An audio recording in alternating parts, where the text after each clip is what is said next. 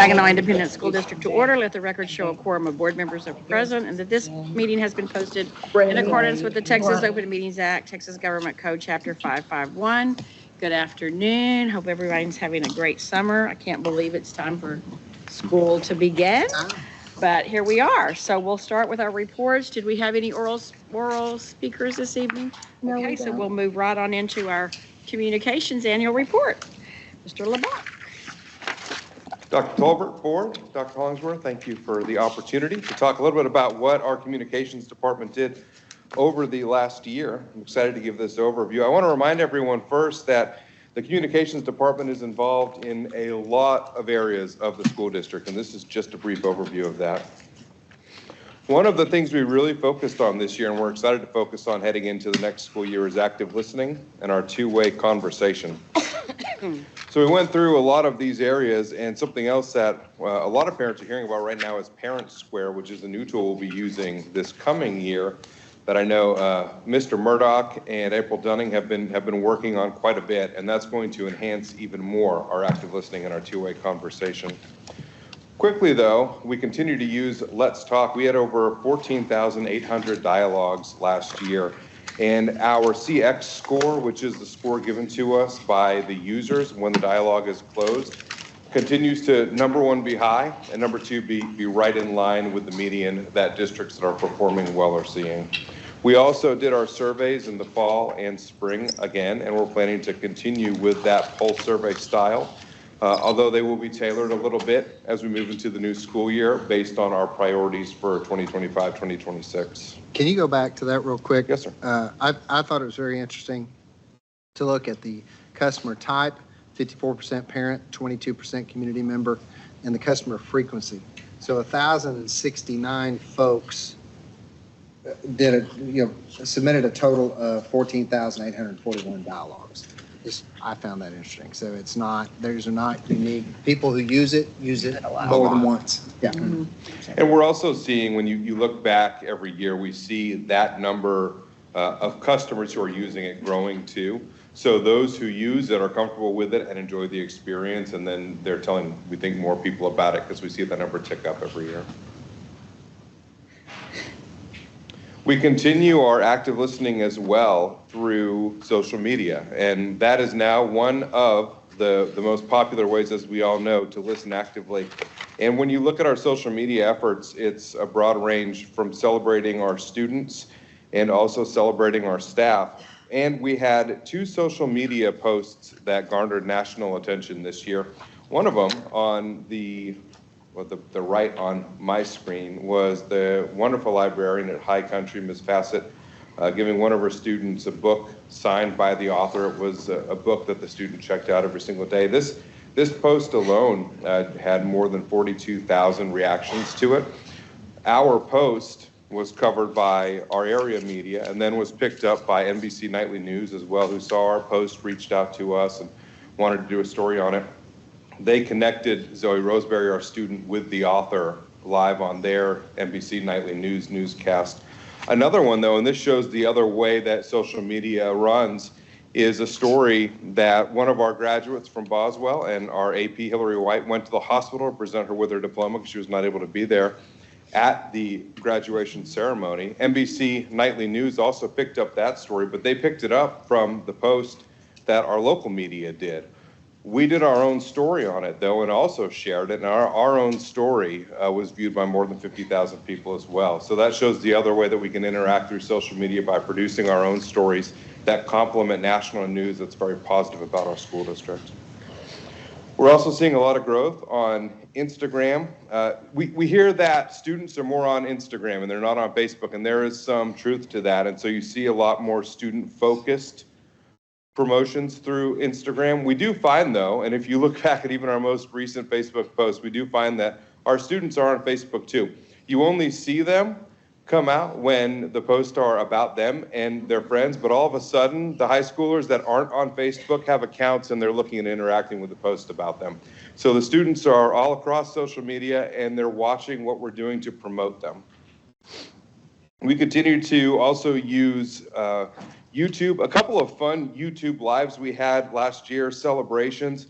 about Kelly Taylor being named a finalist for HEB Counselor of the Year. That was a great story that was picked up by a lot of folks. And then also Alive at High Country Elementary School, and our teacher there was awarded a Distinguished Alumni Award from TCU. So we can go live through YouTube and get views that way, and then also package that content for celebrations.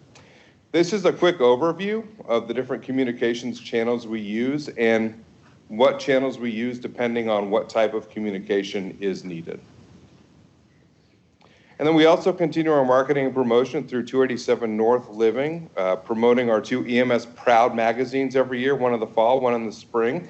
And then we have monthly features in there and the monthly column from Dr. Hollingsworth as well. And we launched our district website this year on June 24th, 2025. Launching a website is a big task. And specifically, I want to point out Brittany Sanchez and Chris Hill, who are both on the communications team. They really put in 2 to 3 months worth of 15-hour days, moving over close to 10,000 pages to build out the website to get the launch ready.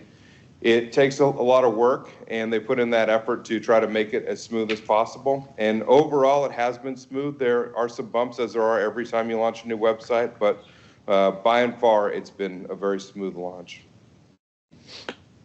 We continue to do special purpose publications as needed for the district too. I want to point out on here a couple of things where we're working in conjunct with other departments. So the Military Night Flyer was put together by Dr. Fahey and Ms. Buchanan in our CCMR department. Then they gave the flyer to us and asked us to put our touch on it, and together we produced what I think is a very nice looking flyer where we work with a number of other school districts for a very successful military night promotion. Also, the customer experience at EMS ISD, that was an internal graphic. That was for our staff. And so we also do these types of promotions that are just for our staff only, but they deserve the same level of care and touch that we give to what we're putting out to the community. And we continue to be involved in a number of areas. One of the areas I'd like to point out is we were involved this year with Dr. Hollingsworth, I guess the past school year. Dr. Hollingsworth visited every campus to meet everyone there and kind of give his vision. And we were with him on all of those campus meet and greets, as well as some district meet and greets. So that was another special event, but it was a series of special events that we were a part of. Well, and I'll tell you, that was invaluable, just to be able to have Megan or Matthew there, to be able to gather that feedback and input. So things that we were able to talk about in our leadership team about things we were hearing on campuses, just having another set of ears and eyes really was helpful. And that feedback that so the communications department collected the feedback, processed it, and was able to come up with a lot of themes that were pretty consistent across a lot of the different campuses that Dr. Hollingsworth was speaking with. That was important as we develop, again, what is the path forward in EMS ISD, and I know Dr. Hollingsworth and his team have used that input quite a bit. And then systems compliance and support, we processed 122 Public Information Act requests, had 2,700 flyers through Peach Jar, and the open rate is 58.5%. I'd like to see that higher, but it's also higher than most people think it is. So that's something we will continue to work on. However, that does keep our front office staff from having to process flyers and get them in boxes, and the teachers get them in backpacks. So it's a service of time to our EMS ISD staff and also parents who do want to see this info. They can pull it up and look at it. And then we also try to stay on top of the communications and marketing changes that are happening. In this business, it is constantly changing how people digest and receive information. And so we attempt to stay on top of that so we can make sure that we're delivering that information the information in the best way possible that people are going to receive it. And then finally, a view of our team right now, I would be remiss if I didn't mention that there's someone who's not on here, and that would be Megan Overman. Of course, she was over communications and marketing in EMS ISD in 24-25 and for the 9 years before that. And the mark that she had on this district's efforts in communication and marketing is indelible and will be felt for a very, very long time. So I need to certainly point that out as she was over our efforts over the past year. And we're excited to move forward with the team we have right now. Between myself, Ms. Hill, and Ms. Sanchez, we have over 75 years of professional communications and marketing. So we're excited to move forward. And of course, Ms. Irwin is wonderful, and she continues to be one of the faces of our district. People look forward to coming into the building to speak with her. And then we'll be hiring someone else too. So stay tuned for information on that. I want to echo a couple of things that you just said. Number one, we are in a phenomenal position moving forward. We've been in a phenomenal position already under Megan's leadership, your leadership. It's special. I mean, y'all have been here, but I'll tell you that we're envied outside of Eagle Mountain Saginaw's boundaries by those who know what school PR looks like. And so really, really want to give y'all kudos. Appreciate you sharing that. Thank you so much. Can I answer any questions? I think the 58% open rate on pizza jar is probably higher than the rate of the teacher getting it to the kid, to the backpack, and then getting home. There to you the go. car. That's exactly right. And a parent actually looking at it, yeah. Thank you for your leadership. We look forward Absolutely. to continue to work with you and your team, for sure. I appreciate y'all. Thank y'all very much. Thanks, Mike. With the board's permission, I failed to say this at the opening. I'm going to ask us that we remove the next item on the agenda, the Education Foundation annual report. Mrs. Surface would like to move that to another month. So if that's okay with the board, we'll move that one to probably next month, or depending on, or maybe September, depending on our agenda. And so now we'll start our Education Services report. We'll start with the Fine Arts report from Mrs. Hardy. Yes, ma'am. Good evening, Dr. Tolbert, Dr. Hollingsworth, and board. Thanks so much for the opportunity to be here tonight to brag on our teachers and our students from this past year. We've had a really exciting year in Fine Arts and EMS ISD. I want to start by echoing the same sentiment that Mr. LeBlanc did, and giving time and recognition to our former Director of Fine Arts, Mr. Sean Bell, who served our district for 13 years before he left us only in this building. In December of this year, you can now catch him in shorts on any given day with a big O smile, serving the UIL Music Committee as their Executive Secretary for Region 30. So we are so grateful to Mr. Bell for the foundation that he laid for us. But that allowed us to bring on Miss Stacy Donaldson, who's the other pink jacket in the room.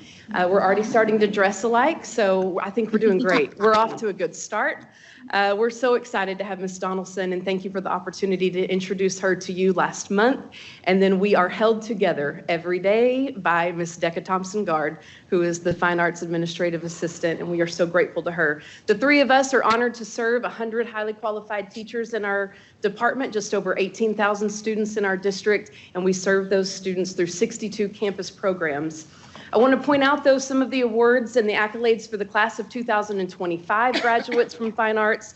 We had 69 of the 169 top 10% students were involved in Fine Arts and EMS ISD from their registration until their graduation, which equals 41% of our top 10% students, and 5 of the 6 valedictorians and salutatorians from our 3 graduating high schools were in Fine Arts through their graduation date, and we are so grateful.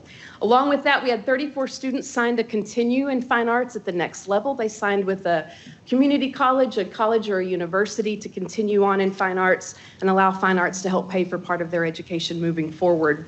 And 40 students in Fine Arts proved that they were college and career ready by getting passing scores on their available AP exams, which is either music theory, art 2D, or 3D. So we congratulate those 40 students for earning one of our CCMR points.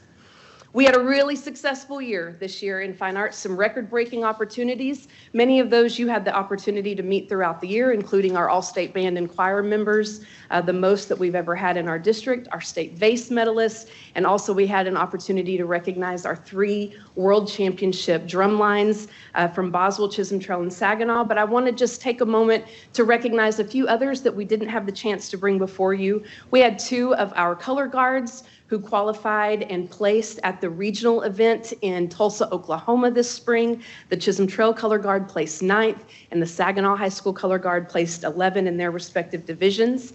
All 4 of our high school bands qualified for the area marching contest through UIL, which is exciting, period, but especially for our Eagle Mountain Night Brigade, that they qualified for area in their first year without a full complement of students. TDEA, which is the Texas Dance Educators Association, has begun a pilot program this past year for a UIL equivalent of a sweepstakes award for our band and choir students.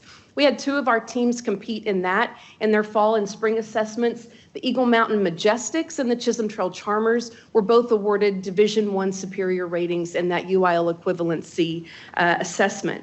Of course, we know that the Wayside Wildcat Band was the first honor group invited from our district in its history, invited to perform as one of 10 outstanding middle school bands from across the nation. They performed in Indianapolis last March, and they represented us so well.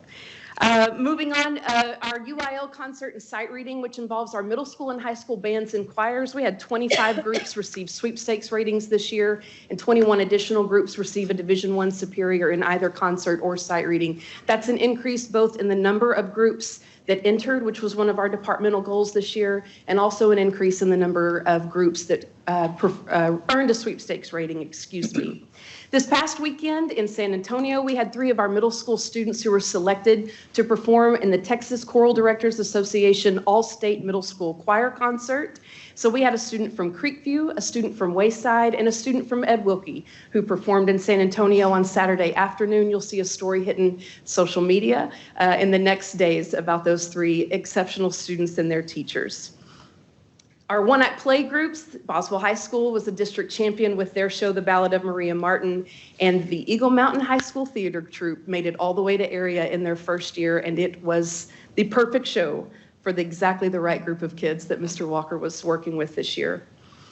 What we do beyond competitive success, though, is really what I appreciate the opportunity to talk with you about. And that 18,000 student plus number is what matters most to our office and to our 100 teachers.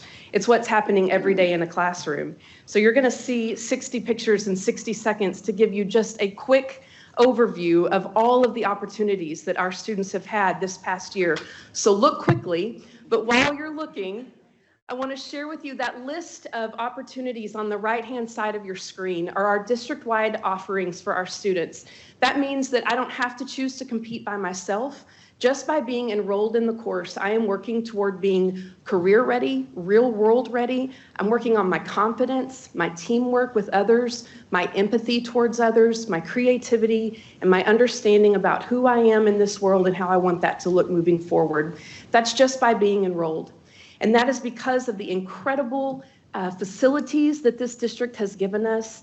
Our district is so pleased to boast that because of the facilities that you all provide for us and the upkeep therein, we hosted every single UIL activity in our region this past year that one of our schools competed in. That means that not only are we serving our students because those are the spaces they're learning in every day, but they're nice enough that all of our neighbors beg, can we just please go there instead? And we say, absolutely, it saves on bus cost. So we are so grateful for those facilities that you provide us, that we can give every student the opportunity to be exposed to incredible world-class opportunities every day. You know, that is just one of those things where, you know, we talk, public education takes it on the chin a lot in 2025. And this is something that our school district does in an exceptional way. And those children having the opportunity to perform, to express themselves artistically, life is better because of the arts. And we are just so grateful to our teachers and the families that support our young people and the kids themselves. It's just awesome. Absolutely. It is. I will tell you what's been exciting in our hiring season, which has been for very, very few jobs in fine arts in this district, is by and large every candidate says when asked, why do you want to be here? The answer has been your reputation, or my friend called me and said I had to get to Eagle Mountain Saginaw. And we are so proud of that. I know that that means that we're getting the best teachers possible here for our kids. I'm going to skip one point to follow up with what you said here. Because of our community partnership, we've for the 12th year in a row been named as the best community for music education. And while yes, that process does require that we prove about the opportunities that we provide our students students in music, that is more about the community that we serve and that we live in, and their excitement and involvement in what we're able to provide through the public education setting. And so I want to say thank you for the support that you've given, and also congratulations for the award that we've all received together 12 years in a row now. It just shows that this is not a flash in the pan sort of situation. It's an everyday commitment by our community.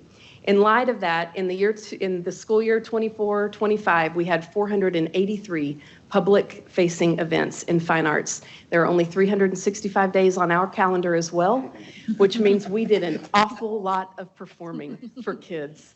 That is more important. You see that percent increase. One of our number one goal this past year was to do a better job of communicating what was available to our community. And that increase is about the number of events that were publicized in that way. And so we're really proud of our teachers and our directors for taking the time to fulfill that need with fidelity across our department. And we're grateful to have been able to share that opportunity. This year, you can keep learning about all of those opportunities. I bet we may even surpass 483. And now Stacy can help me get to more of those this year. But you can follow along, of course, on social media, and always check our updated fine arts calendar on the new and improved Eagle Mountain Saginaw website. Just want to thank you again for the opportunity to share about the exciting things in fine arts. Happy to answer any questions you guys may have. Thank you, Mrs. Hardy. Of course. Again, your leadership and the increase in participation and all the awards, it's really, really outstanding. And I know, Mr. Mr. Franklin and I could go for a Well, while. first of all, I'm really glad Stacy's here. I know there for several months. You blew by some numbers on us there with 18,000 because I you're did. humble and you think, but for several months there, you were managing all those teachers, all those students, all those performances all by yourself. And you just did a fantastic job. Nobody knew that you were doing it by yourself, but welcome. I'm so glad you're here. Thank you so much. I appreciate that. And to our teachers, you mentioned all the performances that we hosted.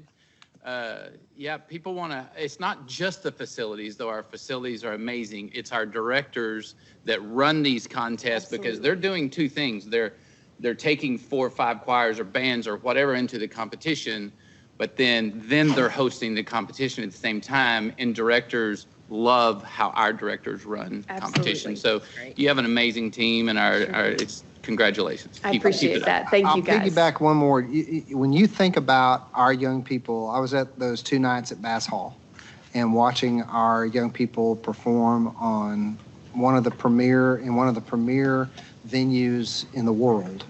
And it's unreal. And you know, we may take for granted going to Bass Hall, but for some of our kids and for some of the families we serve, it's an unbelievable opportunity that we provide to children. I hope if you hadn't had a chance, there's a video that we posted on our day at Bass Hall on our Facebook and Instagram page. The performances are amazing. The best part of Bass Hall, though, is to be there for the rehearsals, because that's the first time that kids get to walk on that stage. And this year, we were cognizant about recording that moment for some of our kids and seeing their reaction when they see it. And we were able to post one of those, and to hear those middle school boys' conversations about what they were seeing and how pumped they were. That is the reason that we do what we do, and to make sure that when they are adults, they're able to be supportive musicians and artists, maybe not by trade, but just by encouraging their students, their children to be a part, and by living in a community and supporting it in that way. It's an incredible opportunity, and we thank you again. We're here to help children envision a future they could not on their own, and that's what that is. Absolutely.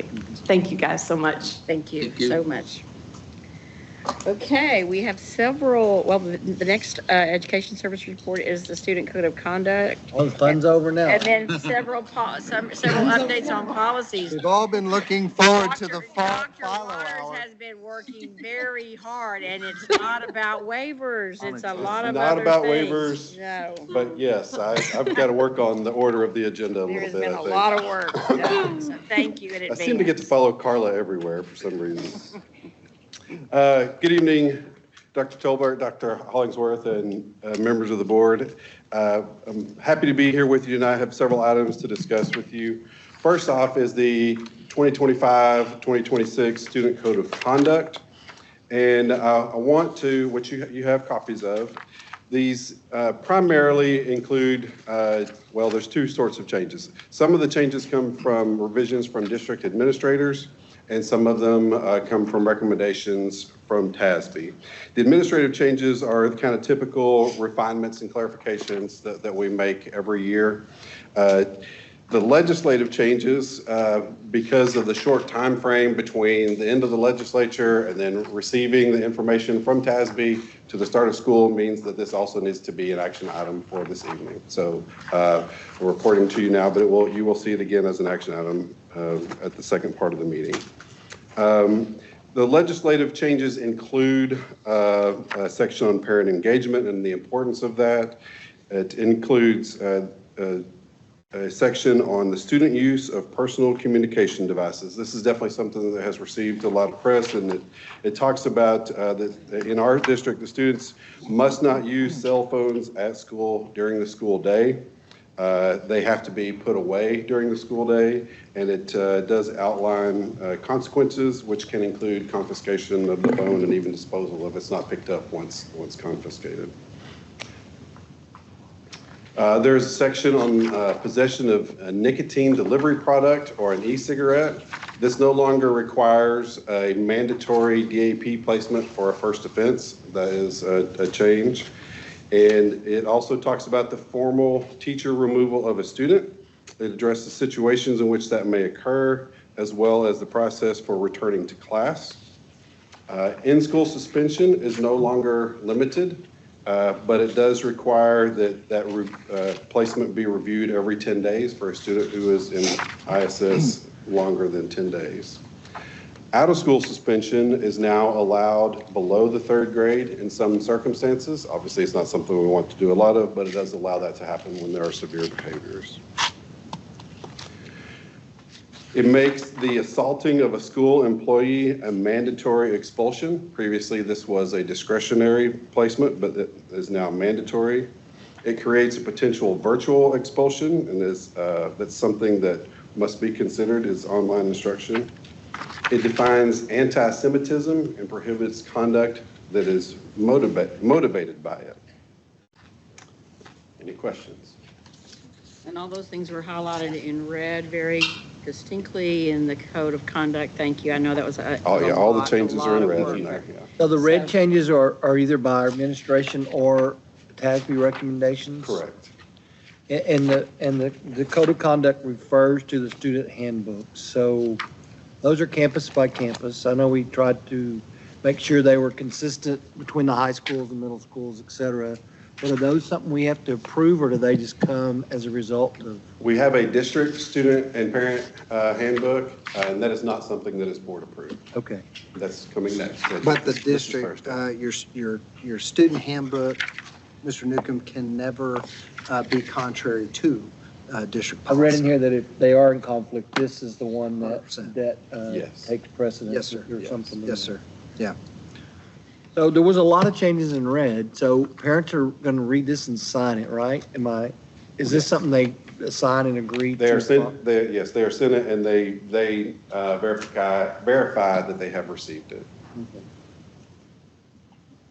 And how are they going to know? I mean, because there is a lot of information. How are they going to know the differences? Is there any way printing with bold, or is there anything that says, or we just are going to just say, please make sure you read, because there is a lot of new information? Well, a lot of the information that's going to change, we'll have to point out to families. We'll have to point out to our parents and to our kids. For kids, that happens in those disciplinary meetings that we have at the beginning of every year, where, we'll have the principal call the sophomore class down along with her assistant principals, and we'll walk through the significant changes. Cell phones will be a big topic of discussion, of talking to the young people about those expectations, for example. But for example, will we do another communication on that? Because I'm not sure all parents read this from cover to cover, and I'm not sure all parents are aware of that very significant change. And Yeah, we sent it. We have a lot of sent it- parents that try to contact their students during the day. Yeah, we've sent it through Parent Square, but we had that conversation this morning in leadership.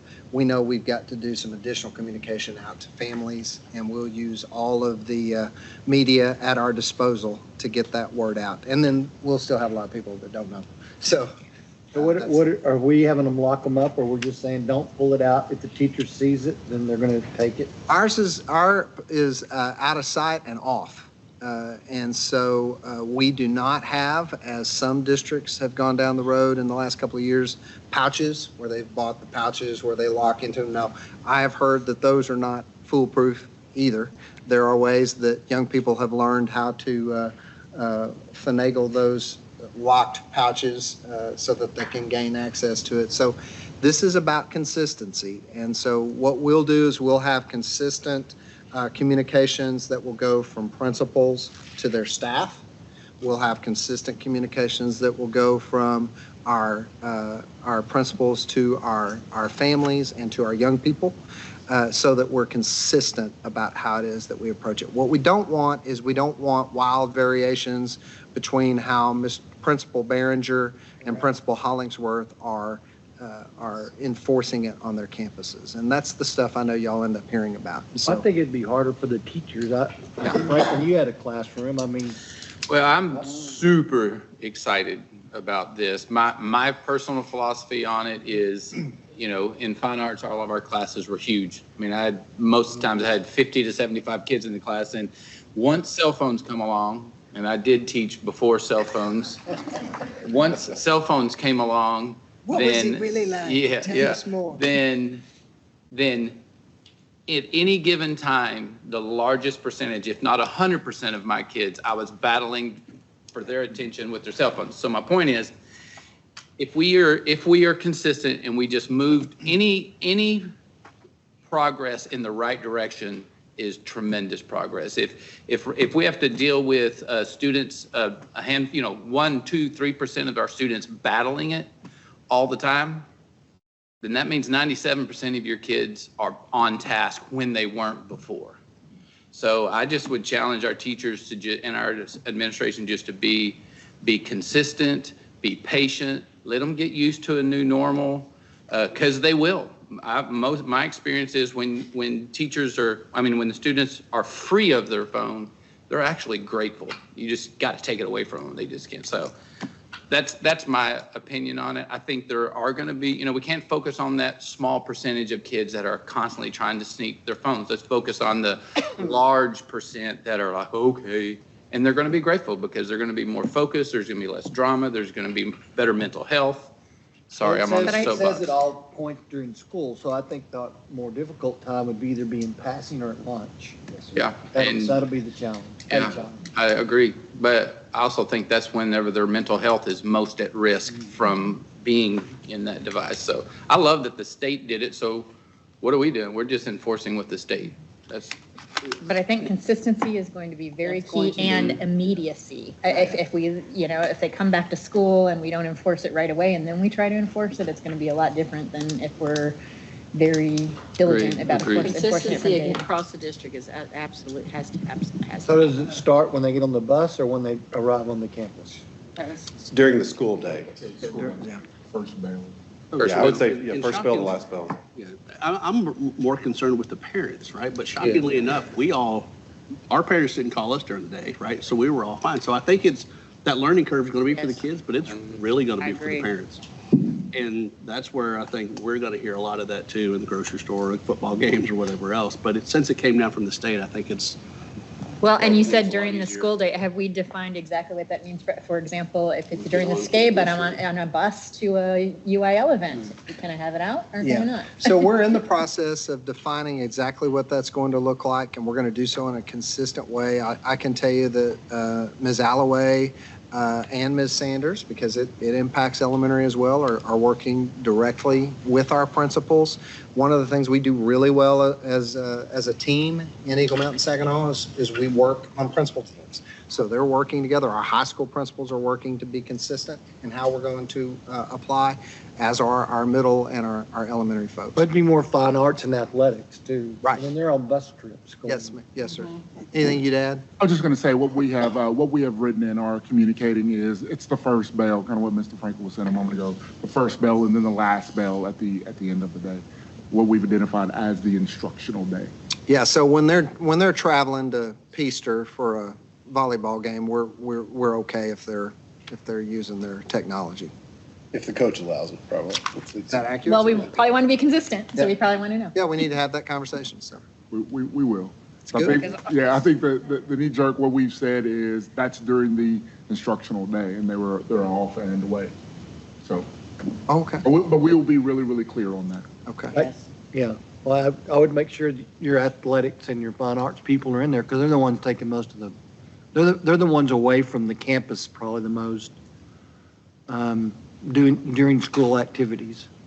Yeah, because on page 18, just so if you want to refer to that, on 18 under the code of conduct, it's actually page 58 in our board book. It says, including the cell phone or other on school property during the school day. So that's the only definition that I see. Yeah, I'm just gonna be honest. I think that's a tall order Yeah. to ask the coach at 7 o'clock at night, coming back from the away game. I don't know. We'll have that conversation. So. Any other questions? So you're still up for policy update 120. Yes, ma'am, you got me for a little while. We do. Policy update 125 from TASB is the next presentation I have for you. This update is the regular update that comes from TASB we get twice a year. It does not include updates that have come from the recent legislation. So there are actually only 7 local policies in this update. And basically, all of them are just, the changes are to align with district practices and to provide clarity.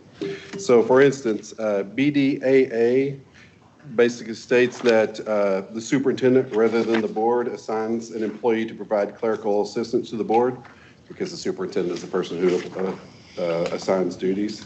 And that if the board vice president becomes president due to a vacancy, that they stay in that position as president until the board reorganizes. Then BDB clarifies the difference between board committees and advisory committees. Board committees naturally being made up only of board members. And then it also talks about how board committees are formed, their purpose, and then how they're dissolved once they're finished. BDF is, that is basically, it is just changing one word, changing citizen advisory committees to advisory committees. Then EI, which addresses academic changes. This is clarifying language for when a student only receives credit for half of a course. I think it previously said combined and now it says average, so it's just clarifying language. FDE adds bullying to align with unsafe school choice option, or with the unsafe school choice option guidance handbook. FEC provides some revisions for clarity, and it states that making up credit does not have to include seat time. It can include seat time, but it does not have to include seat time. And then FFAC it requires written notification to parents after the administration of unassigned respiratory distress medication, and that new requirement prompted the revisions there. And so this one, I will bring back to you next month for approval for the update 125. Was there anything in there you thought that changed anything that we were, I think on the committee thing was the main thing I was looking at. Did that change the way the president appoints committees or any of our policies where we're forming ad hoc committees? So it just basically describes the difference between a board committee, which is only made of board members, and an advisory committee, which would not be only of board members. So. Right. On page 110, terms and duties, why would we redline and then change to blue 1 year and then change it to 1 year? I saw that. I don't know why that is. I think probably what happened is the person who was entering that at TASB changed it and then changed it back. Okay. And then forgot to, It just forgot to go back to black. tracked the changes. Our friends at TASB were, I mean, they were on it, and they literally were working overnight for a couple of weeks to get this ready. Yeah, and like, for instance, getting the student code of conduct, that was really, I mean, we didn't get that till July 18th or something like that. So, I mean, it's been very recent, but I will say I mean, I can't speak for other policy representatives, but the one that we work with for our district has been really responsive. We had to submit a survey, talk about asking how we're going to do some of these things. And, you know, I got it back as, you know, I think the next morning to them, and then the day after that, they got, you know, the revised policies back to me on the next ones that we're going to talk about. But yeah, they've been super busy for sure, making lots of changes, and they said that the next update will probably come in the update 126 will be in October, and they expect it to be large, you know, based on all the changes with the legislature. Okay, you're still up on local policies. Still going. We have some local policies to take a look at. There are some local policies that do require change before the start of the school year because of the legislature. So again, this next group of policies that I'm going to talk about, these 4 policies, we'll come back to tonight as an action item as well. So FD and FM, these states that homeschool students are not eligible for UIL activities. This was already NFD. This is not a change for us, but basically it just clarifies the language to the preferred language of TASB for that one. So it is not a change in philosophy for us. But districts have to act to say that we're not opening our district up for homeschool students participating in our activities. So we have to make an announcement of that, or will this policy be enough? We just have to act in policy to So you have to do it every year? No, this is not an annual thing. It's just a new law stating that unless we specifically exclude them, then they can participate. Right. I do, I've just seen on social media some stuff about it, and I do think there might be some confusion about districts being able to opt out, so it might be of benefit just to say what we did as a recap in our meeting. Yeah, we did opt out. Yep. Got that one, Matthew? EFB addresses library materials. So in this policy, it states that we will not have a school library advisory council for the selection of books. We'll continue to use our librarians for that. Book selections will now come to the board for approval. So that's something that is in there. And then it also, there are changes and addresses the process for the review of library materials if somebody objects. Just to clarify in a nutshell, what I've learned talking to Ms. Tucker is that the way we do it is we have small teams of librarians who work collaboratively to review the books that we're bringing into our collection.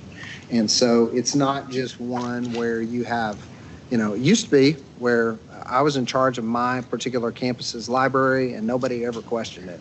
So we do it together on teams to make sure we're reflecting community values, et cetera. So these teachers that get together to review them, teachers, librarian teachers.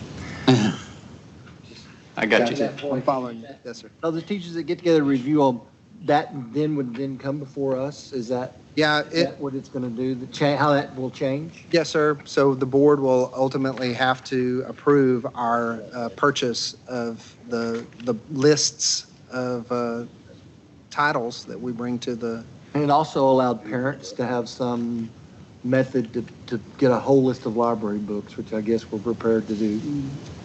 Yeah. Cindy, you want to come forward and talk a little bit about those pieces? Yeah. Ms. Tucker, thank you. Go through and figure out which ones they want. Thank you. Yes, there are lots of changes coming. We're prepared for them. Basically, we have to have the lists publicly available if asked for 30 days before it comes to you. So we're working on some timelines based on the board meetings, give it enough time to get to you, and then 30 days before. So I'm really proud of the process we put in place a few years ago when there started to be a lot of attention to book orders. And so we have cadres of librarians, and they're very specifically formed. So our 3 elementary bilingual campuses are a cadre. So one of those librarians develops a list, and then she or he works with the other 2 librarians. They review title by title, and these are certified master's degree holding librarians, and so they review those lists together. So that's an example. We also try when we're forming our cadres to make sure if we have a new librarian on, that we have people that have more experience on that team, so we change it up that way. So you can rest assured it's been viewed by 3 librarians. If there's a question about any of the titles, then they can take it to the lead librarians or to myself, and we can, we err on the side of caution, but just know it's been reviewed very carefully. And so what we will do is we'll have those lists of titles available. I believe it says the superintendent has it available in case anyone asks for it, the orders. And so we, of course, will comply with that. Then we'll get them to you. And It's going to be Saturday mornings. We'll have just coffee with the soup. That's right. Yeah. I'll let They'll you be in your arrange back that. I'll let you arrange that. So Cindy, I'm sorry, I didn't mean to Yes. interrupt. Go Nope. ahead. So I know this is, I don't know that we ever got it addressed, and I don't think it's in the policy, but what about teacher classroom? So these policies do apply to the classroom libraries. A how lot are of we them handling do. And so that is something we've been working on for the past few years. Right. The classroom libraries that were provided by the district a few years ago, if you remember, in October of 2021, we reviewed those very, very carefully, and we did we moved some of them from elementary classroom libraries up to middle school libraries and things like that. The teacher, we've also let the classroom teachers know that they're responsible if there are books in their classroom libraries that they've brought in. So when you and I taught together, we'd have parents bring in a box from Half Price Books, and it was like, this is awesome, I've got books.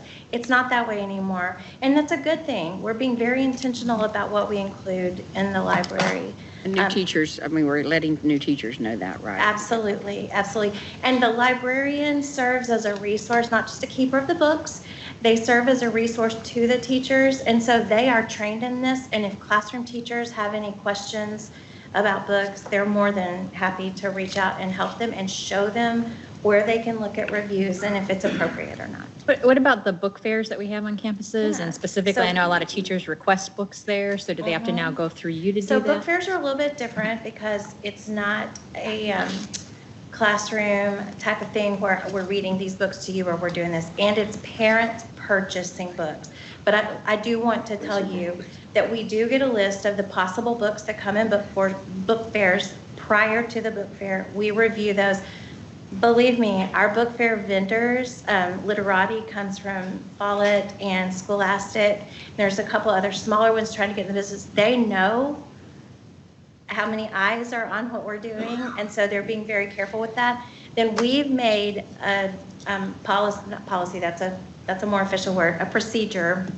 Any book fair in our district, we review those books. And what I ran a book fair for one of our librarians that was out, and what that meant was Friday after we set it up, we went title by title and looked. If there was anything that we weren't comfortable with, we pulled. If there was just something that was like, I better read this, we pulled, and we took a stack of books home that weekend and we read. We do err on the side of caution in book fairs too. So the teachers, I know a lot of parents donate through that process to the Yes. classrooms. They'll be okay as long if they're They buying will- them for, they because will you've be already okay. reviewed what's They there. will have been Okay. reviewed by the librarian, and if there's any question, we go ahead and pull that. I had another question too about the, I noticed the change of, if there was a challenge before that book remained in the library, and now Exactly. is that a law that it has to be pulled during the challenge period? That is Okay. new. That is that's something that our librarians will be talking about in the next few days. Yes, up until this point, if there was a challenge, we were told, it was part of the process to keep the books on the shelf during the process of the challenge. And the process includes people that are on the committee, everyone has to read the book in its entirety. So if it's an elementary book, that's probably fairly quick read.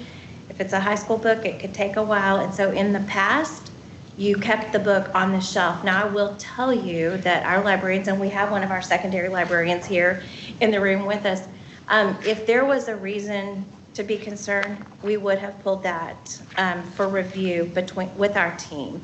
We wouldn't say, nope, it has to stay on the shelf. But now, if there is an official challenge, we remove that book from the shelves. So it is, and it's district-wide? Okay. Yes. That's what I was going to Which will mean we would need to get the word out to classroom teachers who may have it in all campus libraries. It's easy to get to the libraries. So yeah, that's a change. Yeah, that is a change, and that's a lot of work. There will be a lot of work. Coordination. A lot of good work. I'm confident in what our librarians do. Oh, me too. And so, and I hope that you feel that as well, and you're welcome to come in anytime. Call me and I'll let you in. Thank you. Thank you, Ms. Tucker. Any other? Oh, great question. I was going to ask yours, so thank you Okay. for classroom books. Dr. Waters, do you have more too? There's several other things in that, I think. Just one more. No, this is where we would. Oh, yeah. pause. Well, no, I didn't know, because also the electronic devices is in that. Oh, yeah, yes, you're That's correct. what I Sorry, I meant. Within that did leave policy. that off. I stopped there, yes. Yes. So we're putting it in policy too, that prohibits cell phones and other devices from being used at school during the school day. So, Okay. Any other questions about Well, that? the talk, I think, about it was watches. Now, the watches can be phones just as much as anything. yeah, Blinded. So is that would be also- prohibited as well. Okay.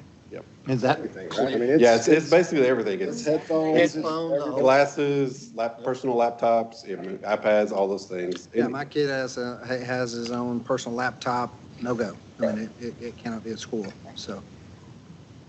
Yeah, it covers a Any wide. other questions or comments? Thank you, Dr. Waters. Thank you, Dr. Waters. We're going to, we have a lot to cover in executive session, so we are going to start. Well, your report will be after opening ceremonies at 7. I will see you then. Okay. So it is currently 5:59 PM on July 28th, 2025. The board will now recess for dinner and then reconvene in a closed meeting pursuant to the following sections of the Texas Open Meetings Act, Section 551.071, for the purpose of private consultation with the board's attorney, Section 551.072, for the purpose of deliberating purchase, exchange, lease, or value of real property, Section 551.074, for the purpose of deliberating appointment, employment, reassignment duties, discipline, or dismissal of public officer or employee. Section 551.076, for the purpose of deliberations regarding the deployment or security personnel or security audits. And we will be reviewing the district's emergency operating procedures during that time. Yes? Not this time. Not this time. It's because my chief's out of town. Okay, so we're going to remove that. We won't be reviewing that until next month. And Section 551.0821, to discuss specific personal identifying information about a student.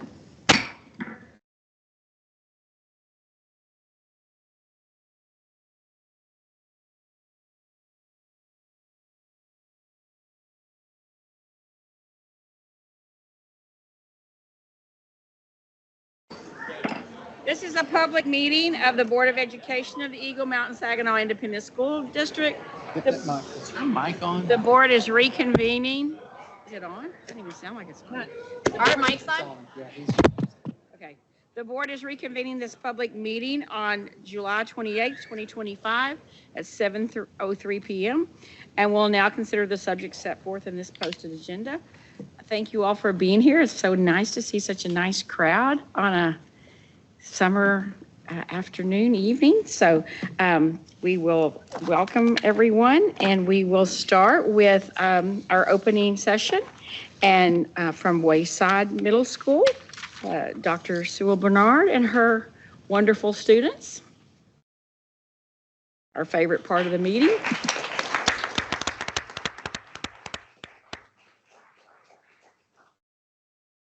Greetings to our superintendent, Dr. Hollingsworth, and our school president, Dr. Tolbert, as well as our distinguished board and guests. I have the honor this evening to introduce a few of Wayside's finest, and I will start with Lucas Bowes. He is going to the 7th grade. His parents are here, William and Jennifer Bowes. Raise your hand, wave your hand. Yeah. Lucas is a part of our UIL. He's part of athletics as well as academic team. His interests include sports, fishing, pickleball, and basketball. A little bit of additional information about Lucas is he enjoys school, where math is his favorite subject. Lucas was a member of our Wayside UIL, and hopefully he does that again this year. Lucas roots for the Fighting Texas Aggies, Texas Rangers, and Dallas Mavericks. And he enjoys his summer with his sister as his own personal chauffeur. Lucas, you want to raise your hand? Turn around so everybody can see you. Okay. Next, I have Jason Terry. We call him JT. He's going to the 7th grade as well, and his parents are Jason and Brittany Terry. He is a member of Potter's House of Dallas, basketball player of 99 overall AAU basketball team. He is a member of our Student Voice, and he is also in the AVID program this upcoming year. His interest is that he inspires to be a professional basketball player while focusing on his academics. He hopes to get into more educational organizations.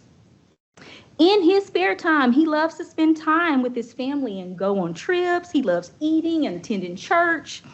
He loves to play ball. He loves his PS5 and watching movies. And this is JT.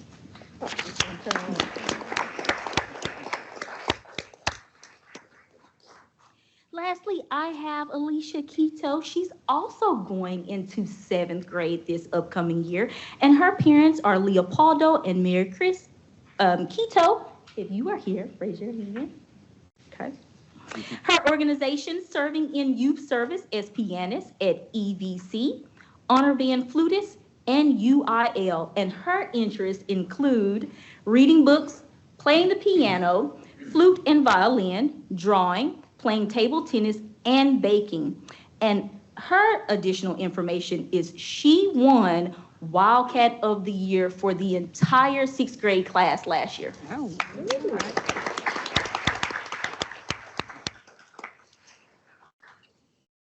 And now our students will lead us in our pledges. I pledge allegiance to the flag of the United States of America and to the republic for which it stands, one nation, under God, indivisible, with liberty and justice for all. And now the Texas pledge. Honor the Texas flag. I pledge allegiance to thee, Texas, one state under God, one and indivisible. Now for a bonus vote. Thank you.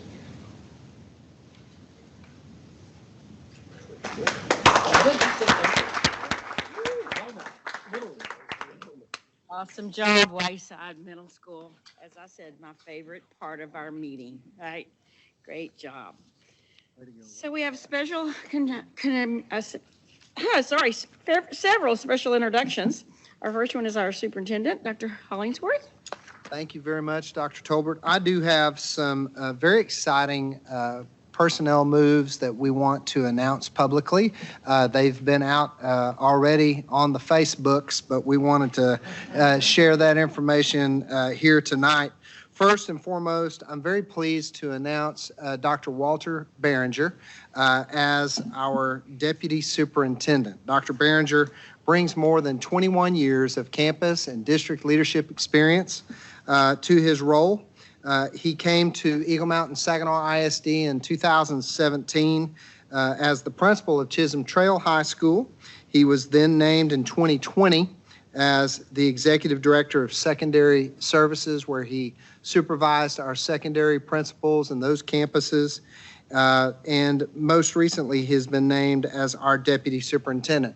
Dr. Behringer received his doctorate in K-12 educational leadership from the University of Houston. Back in December, and that was a big, big deal. So proud to have him in this role and really look forward to seeing the great things he's going to do leading our educational programs. Thank you, sir.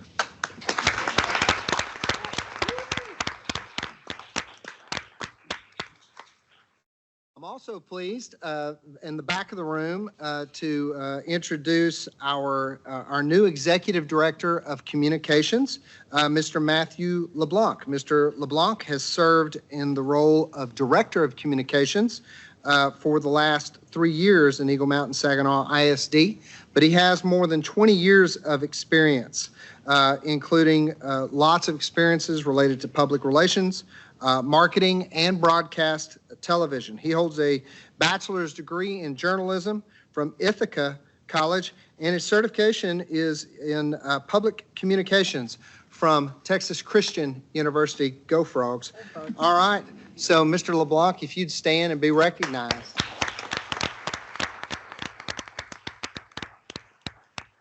He's the guy that makes sure all that stuff gets out on the Facebooks, if you're wondering. He's the one doing all that good stuff. And then last but certainly not least, I am pleased to announce Mr. Chris Mogan as our Interim Executive Director of Human Resources. For the past 4 years, Mr. Mogan has served in the role of Director of Human Resources. He has over 25 years of campus and district administrative experience.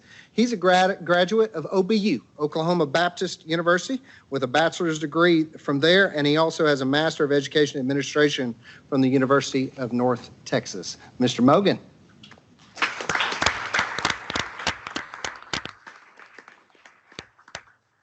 Thank you, Dr. Hollingsworth. And now from the Education Services Department, Dr. Berenger.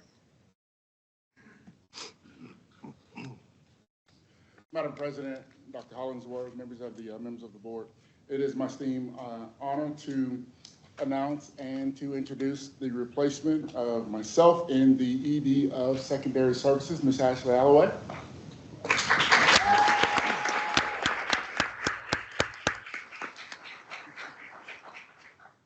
Ms. Alloway has 23 years of public education experiences, with stops in Terrell, Calumet Public Schools in Oklahoma, Everman ISD, Arlington ISD, and also Mansfield ISD. She served as a social studies teacher and a coach, and she's also served as assistant principal, and for the last 5 years as the principal at Lake Ridge High School in Mansfield.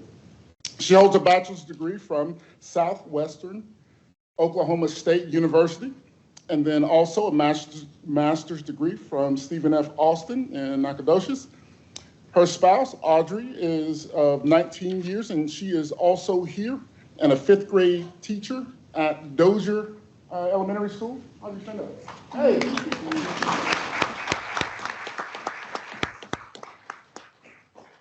Together they have 2 children. I believe her son is also here. Mom? Boy. And then also they have 6 grandchildren. So please help me recognize and also welcome Ms. Alloway to EMS ISD. Welcome.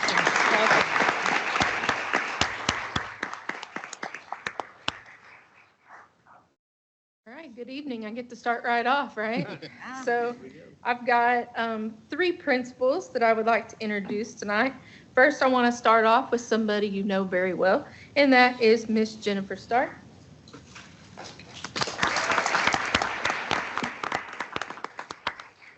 So Miss Stark is obviously wearing her school colors tonight, right? So she's going to be our principal at Chisholm Trail High School.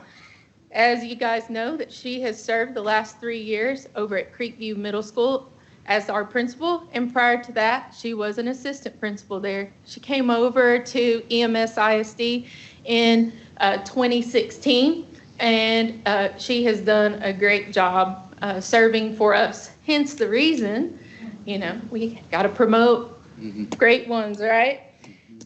Jen is a very trusted member of our community with deep roots here, and we really appreciate all she's done and what she's going to be doing. She has a bachelor's degree and 2 master's degrees from Lamar in curriculum instruction and educational leadership. She is accompanied tonight by her husband Justin and her boys Connor, Jax, and Lincoln, as well as her parents.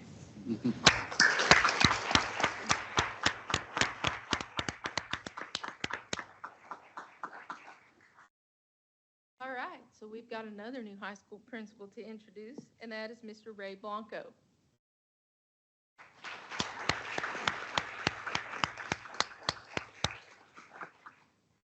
So Ray is our new principal of Saginaw High School.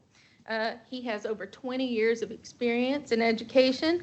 The past 6, he has been serving administrative roles, and most recently, he has been at Finley Junior High in Waxahachie, Texas. He came all the way to get to Texas, though, from Miami, Florida, where he served as a teacher, a basketball coach, and a softball coach. He got to Texas, though, just as fast as he could. And so in 2016, he came over to Burleson, where he was a science teacher and pursued his master's degree in, obviously, educational leadership. And we've got him here with us tonight. So he is working on his doctoral degree over at West Texas A&M University. Ray is a proud veteran of the United States Navy, and he served 6 years. Here with him tonight is his wife, Lizzie, and his daughter, Sophia.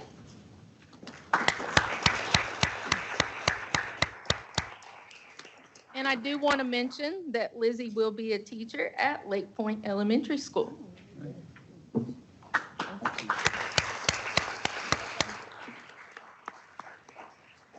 Next, I would like to introduce Ryan Wilson.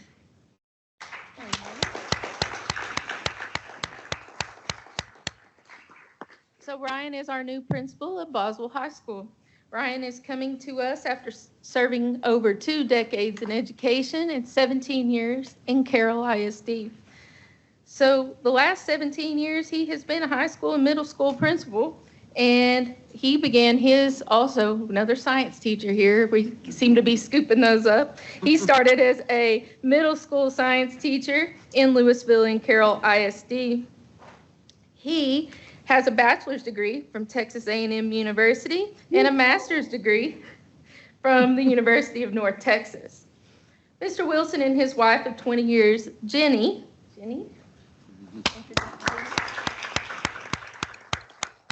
have a son and daughter, and they both are going to Texas A&M University. We must mention that. And we are so excited to have him here. Welcome.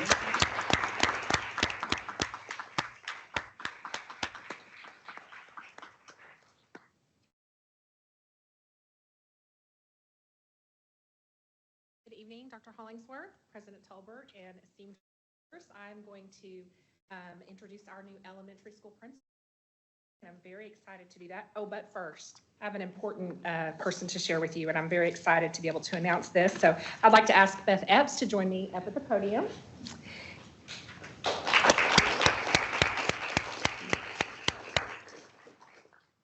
Mrs. Epps is, we're here to announce this evening her as the Director of Elementary Services for us. She is beginning her 31st year in education, and she has been in EMS ISD for 13 years. Beth has served initially at Parkview Elementary as principal, and she was there for 4 years. She opened Dozier Elementary in 2016 as principal, and she was there for 3 years before moving to central office as director of MTSS. And she was in that role for 5 years when we asked her to please go back to Dozier and help us out for a year as principal at Dozier Elementary. And we are very grateful that she's joining us back at central office. Beth received her Bachelor of Science degree in Interdisciplinary Studies and Mathematics, as well as her Master's degree in Educational Administration from Lubbock Christian University. She has a passion for helping each student, teacher, and administrator grow and succeed. Ms. Epps has 3 children aged 25, 22, and 19 who all graduated from EMS ISD schools and are now attending college or graduate school. We're very happy to have Beth back at central office to support us.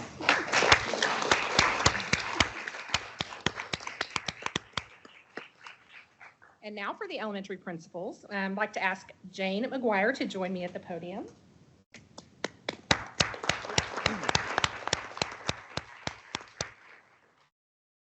Mrs. McGuire is the new principal of Parkview Elementary. She brings a strong academic foundation and a passion for educational leadership to her new role. She holds a bachelor's degree from the University of North Texas and a master's degree from Texas Women's University. Her 23 years of experience in education include 12 years as a principal in Keller and Denton ISDs, and has prepared her to lead with insight and dedication.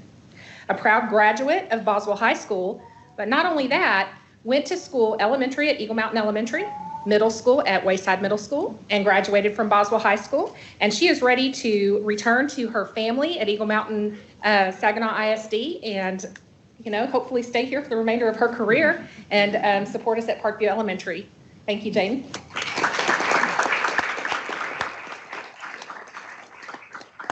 Jane told me whenever I interviewed her, she said, "You see all those houses right over there?" She goes, "I used to ride my horse right along over here."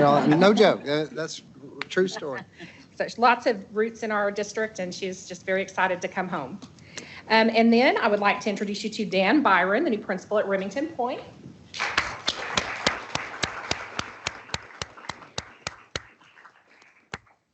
Mr. Byron has been in Eagle Mountain Saginaw ISD for the past 9 years. He started as a coach and teacher at Prairie Vista Middle School, and then we stole him over to elementary, and he became an assistant principal at Remington Point. And he is very excited to continue to lead Remington Point Elementary as principal there. So we're very excited to have him there. Mr. Byron is married to Danielle, who teaches 3rd grade math in Northwest ISD, but we'll forgive her. That's okay. Yes. And he has 2 children. Tinsley is their fun and curious elementary age daughter, and Tanner is their newest family member who, at under a year, keeps them on their toes. So if you'll please stand and let's recognize you.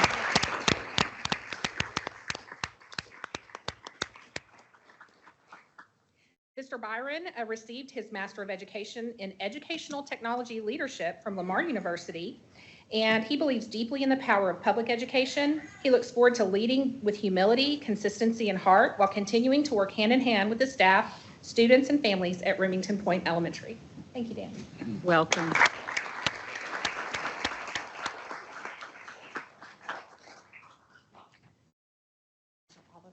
Thank you so much. And congratulations to all of those that have been with us for a while and have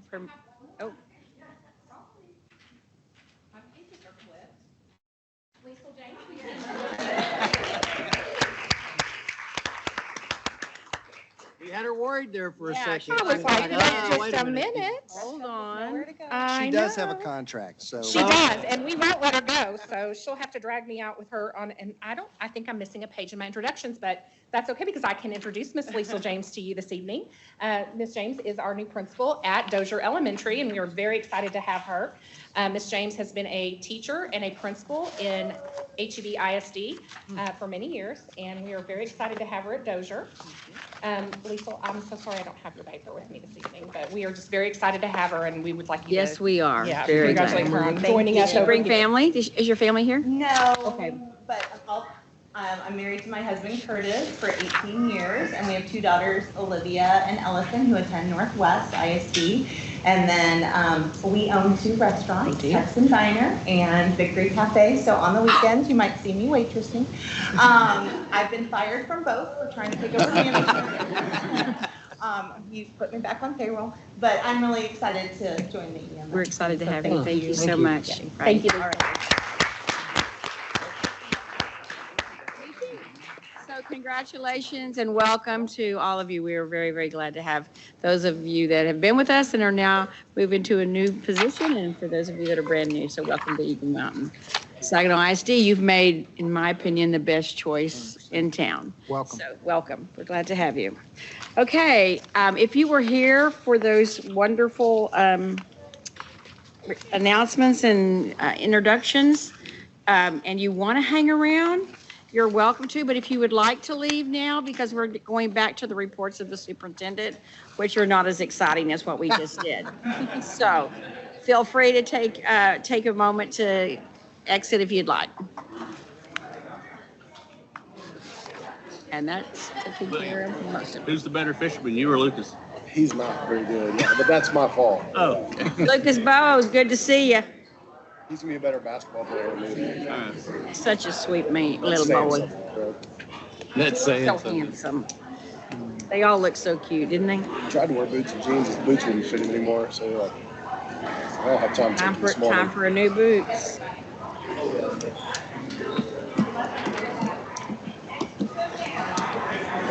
Okay, well, we will continue on because we have several more reports to cover. So I think that we left off with update of FDB Local from Dr. Waters again and Tricia Levitt. Come on up. Well, good evening again. Thank you for having me back. Of course. So excited. Always. Yeah, it's always exciting when You don't have to follow Carla now. I don't have to follow Carla this time. That's good. And you don't have waivers, so that's good. No waivers, so yeah. The update on the FDB that we are recommending, and by the way, please make sure that you see the updated version that was left there for each of you at your spots there. Yeah, not the one that was in your original book, but there was one that was left. It had to change, so. There was another change made. It's minor change, but there are a couple little changes to it. So first off, we'll let you know that this is something that we researched what other districts are doing. We looked at their policies and their practices and had this reviewed by our an attorney at Lisa Crass too. And then, so what we're recommending to this local policy is a change that applies to students who have attended high school for a year and then moved to another EMS ISD high school attendance zone. So they've already been in high school with us for a year, moved to another attendance zone, and then this would give them the option to apply for a transfer to remain at their current high school. UIL eligibility for athletics will be determined by UIL rules and other applicable district policies and administrative regulations. So it's a pretty narrow exception that we are recommending here. One of the things I want to point out, a couple of, to really emphasize what Dr. Waters had said, the policy FDB Local is fairly unique for our school district, but I would also add that as I've done my research and talking to folks, it has served us well as a school district. And I would just encourage that we're pretty narrow in any exceptions that we would make to this policy. If you go to the policy and if you look on page 2 of 3, you'll notice that it says very, very clearly in the part we're talking about, says eligibility of transfer students for high school athletic programs. All students shall only participate in a high school athletic program on their zoned campus. There are currently two exceptions to that. One is that campus transfers shall be allowed for a district employee's child under certain conditions. Another is that a student transfer related to being a victim of a violent crime, as described in policy FDE Local, is another exception. Those are the only two current exceptions we have to that particular rule for athletic participation. Down below, you will see the recommended verbiage should the board choose to make this change. An enrolled student who's earned UIL eligibility and has moved on, has been on their zoned high school campus for 1 full year, but moves within the boundaries of Eagle Mountain Saginaw ISD and changes their zoned high school campus may apply one time only for an in-district transfer to remain at their current high school campus, called a stay put transfer, provided they meet district transfer attendance and discipline criteria.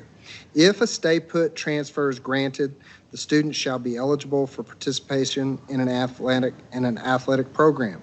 Additionally, the student will be permitted to continue in attendance at their previously zoned campus for the duration of the grade levels available at that campus, provided the student and parent guardian enter into and adhere to the terms of the written transfer agreement, student code of conduct, and district policy. Stay put transfers are not available for changes in campus assignment as a result of district modification of attendance zones. If a transfer requested is approved, students' eligibility for UIL athletic competition shall be determined by UIL rules and other applicable district policies and administrative regulations. So it is a very narrow exception that we would recommend to this particular policy. Questions, comments? Yes. Why? Why do we feel, our policies seem to have worked really well? Why would we do this? Why do we open this up? Why would we open up this box? We don't deal with many issues like this. These students would be. Talking to the mic, please, Coach. Thank you. Excuse me, sorry. These students would have met UI eligibility as far as residency rule at the high school. And so there are, this would help more of our students that are having a issue or a difficulty within their family and they had to move, but would allow them to stay at, they've already reached eligibility at their high school in their zone campus. And so this would allow them to stay with their peers and on the teams that they've been competing with. Is this an issue that comes up a lot, you think? I mean, we haven't really heard of this. Right now, it's very few, but there are those circumstances right now. So there's circumstances right now. Have there been circumstances in the past?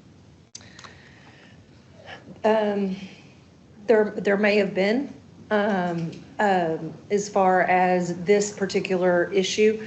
I think now that we've opened Eagle Mountain High School and we've expanded, we're at capacity, so there's not going to be more rotations as far as our high schools.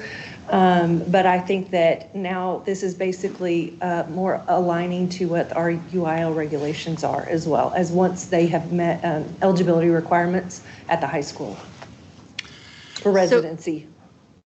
So this would be consistent with UIL policy. Correct. It's just, it would be different than our more strict version Correct. of the policy. This is what UIL would allow today. This is exactly what UIL policy says, once they've met eligibility at the high school. That was the point I was thinking about. Is this, we're not plowing new ground, especially if you use the term stay put. If you just research other districts in the state of Texas, many districts, I mean, what we want to encourage students to do is establish your eligibility. That's what our FDB local is intended to do, is to encourage students to stay where they've established their eligibility, stay at that school. So the stay put policy is something that many districts use to encourage students, if for some reason, like you said, they had to move from one attendance zone to the next, to stay where they are, which is what the UIL is encouraging our athletes to do, what FDB local is encouraging our athletes to do. So I just think it's important to recognize that if you look at all the school districts in the state of Texas, you can find many with some sort of variance of the stay put rule. Absolutely. And this would be an administrative reg, but just as clarification for anybody who's listening, we would also allow a request for transfers for folks that are not involved in athletics under the existing policy, so they could apply under that same logic to stay at their home campus. Correct. And participate in the other activities that they're doing, even if they weren't in athletics, right? Is that true? We do it today. Yeah, that's what we do. But I'm just spelling it out because this is an exception for athletics, but I want to make sure our guidelines, that is a change. Policy, right? Because there's not a UIL rule. Yeah, they would have to meet the But we district want to make sure that in our transfer policy. guidelines Correct. and our administrative regs, it's clear that it's not just for athletes, it's for all students. But if This section of this policy specifically addresses. because Athletes, because we have a policy that you have to. Right. That went above and beyond. But I'm just trying to make sure that it's clear, we're not just singling out athletes. If I'm a junior today who wants to stay on I can still apply for a transfer They can and apply be in for the a band. transfer, correct. Yeah. Yes. Yes. As long as it's a school that has Capacity. capacity. Does this address that? So let's say, I'm trying to think, I think we have two high schools that you could transfer to, Chisholm and Eagle Mountain currently. So would this only be, are you going to allow somebody to stay at Saginaw or Boswell that moves out of that, that moves into another district even though they're at capacity? That would seem to be counterproductive. they were already on that campus, so there was They'd capacity. be moving to a home out of that. Somebody else could move into their home, which creates a more of a problem. I don't know. It would allow them to stay where they are. So you could, no matter if they didn't have capacity or not. Okay. So that's irregardless of whether the school had capacity, you would allow them, if this passed. All right. The way that it's written, it does not take that into account. It just says they would be able to stay where they are. It's not to move them to a new campus, but just to stay put. Okay. What the intent as we were looking at this particular exception, what the intent is to try to draw as narrow an exception as possible to not create new situations for families to be able to game the system, if you will. I'm going to be just real blunt that it's not, it's really difficult to game, say, hey, I want little Craig to be on a different campus being coached by a different coach, because I have to have already established my eligibility. I have to have already been on a campus for a year. And so the really our take was that this was a kid-friendly version, a kid-friendly exception, if you will, but not one intended to encourage or allow families to game the system to get my kid where I want them. So I'm going to ask this in a different way. So how many people do you think this has, do we even know? This could have been a possibility and was not offered to them because our policy was more strict? I'm just asking. There very well could be. We're unaware of, Okay. It hasn't been brought to our attention, the specifics and the numbers every single time that this has come up. Because that wasn't our policy at the time. So we could have had people in that situation that never asked, they just went with the policy. But do we have a feel for how many students it could affect? How many times do we have a student that starts at one high school and moves into another attendance zone today? I thought I asked that question. I thought we said it was a very small number of students. I did ask All of our indications are that would be a pretty small number of students that we're in. Again, it's a pretty narrow group that this would address. And this is not retroactive, right? So we're saying it's not retroactive to that conversation? We did not, the way that we were looking at the policy would be for the end of this school year moving forward.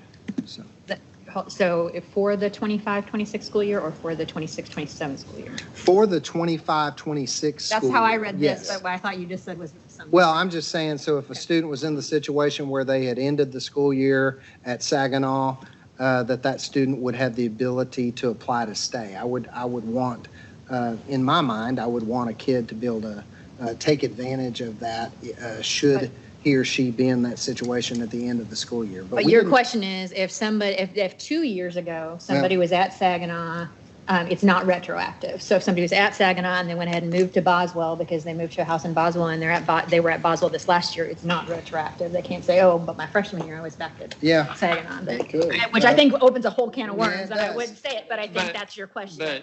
But to that point, though, they've established their eligibility now at their new school. Yeah. It's if you're looking at UIL language, it's where have you established your eligibility. We want them to, once they've established their eligibility, to stay there, and that's what this does. Every policy, regardless of how many hours or days we spend writing it, every policy is going to be subject to some level of interpretation.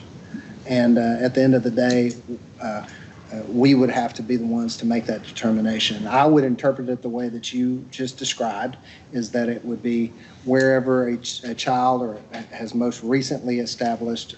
Most recently. Yeah. That verbiage needs to probably show up somewhere instead of just because you have 1 year at Saginaw, 1 year at Boswell. No, I think I read it to be that, because it's only in effect, it wouldn't have been in effect. That's the way I read it. You have this is my established eligibility. Once you're there. If you're a junior, you have 1 year at Saginaw, 1 year at Boswell. No, you just have your last year. Your last year. Yeah. Okay. That's where your And eligibility is it established. does say in here about staying at their current high school campus as the state put training. Because it wouldn't So have been a does say policy current. when they, Okay. It does say current. So if they've been at a high school for 1 year, gone to the next one for another year, then this would not allow them to go back to their original. It's to stay at their Yeah, because current. it says on line 5, may apply one time only for an in-district transfer to remain at their current high school campus. so I will ask it again though, because we said these would be an automatic acceptance. So if we're automatically going to accept athletes, I think we have to automatically accept non-athletes. So if I am a band student who is a freshman at Boswell and I move to Chisholm Trail, I think I should also be able to stay. If we're saying kids should get to, I mean, the idea is to not disrupt their high school experience if we can, right? And keep them at the campus. So FDB local is just for athletics. It So if only you're impacts a fine arts student, you can transfer. There's nothing to stop fine art students from. Well, no, but there is a distinction right now because you just said they would be exempt from the capacity issues. And so right now they wouldn't be exempt from the capacity issues. So if Boswell were closed to transfers, we would not let them stay. And so I do think it's an issue. I think we need to treat non-athletes the same as we treat athletes. I think this sounds like a terrible idea personally, but we dealt with something like this last summer, and right here we're talking about all these exceptions. I just think exceptions breed exceptions, and this is just for me, and it feels like this is rushed. I found out about this, 6 days ago, and now we're supposed to put it into policy tonight. That isn't normally how we do stuff, is it, Steve? Well, we've always said that if we're going to make a policy change, it would be during the summer. We don't want to do once school starts, so. Correct. So there's only a limited amount of time for, these situations to be addressed. And, we like to have it a meeting before and then vote on the next meeting, but over and over, that seems to kind of fallen by the wayside. It's more of a suggested policy than. If I could say something, Mr. Bose, I would like to just give you a little historical. Okay. In 2018 is when we began to notice that many of our students that were supposed to be living in this attendance zone were still living in that attendance zone, but they were sitting out a freshman year or even a sophomore year and then becoming eligible at a school that's not where they live. And so then it began to be a lot of kids deciding that they want to play sports at another high school that's in our district. And so the intent of the rule was to keep people from moving for athletic reasons. And that's a big UIL thing as well, is that you can't move for athletic reasons. But, it happens a lot when people move, then it's hard to justify that I'm moving, I'm selling my house, I'm moving. And my parents did that, west side of Fort Worth to HEB, but they moved for a lot of reasons, but they did move because they wanted my brother to play at LD Bell and not at Western Hills. So in 2018, the intent of the rule was to stop people from jumping from place to place. Now, that was 7 years ago. And, you asked the question and it was commented in the last 7 years. Yeah, the world has changed in 7 years. Our area in some ways have changed in 7 years. And so this stay put policy means that I am connected and I've grown roots into this school. Now, is it true that on occasions a person moves out of the district and didn't even realize they had moved out of the district? It is true that maybe I live in this apartment complex, I can't afford this apartment complex anymore, so I have to move somewhere else.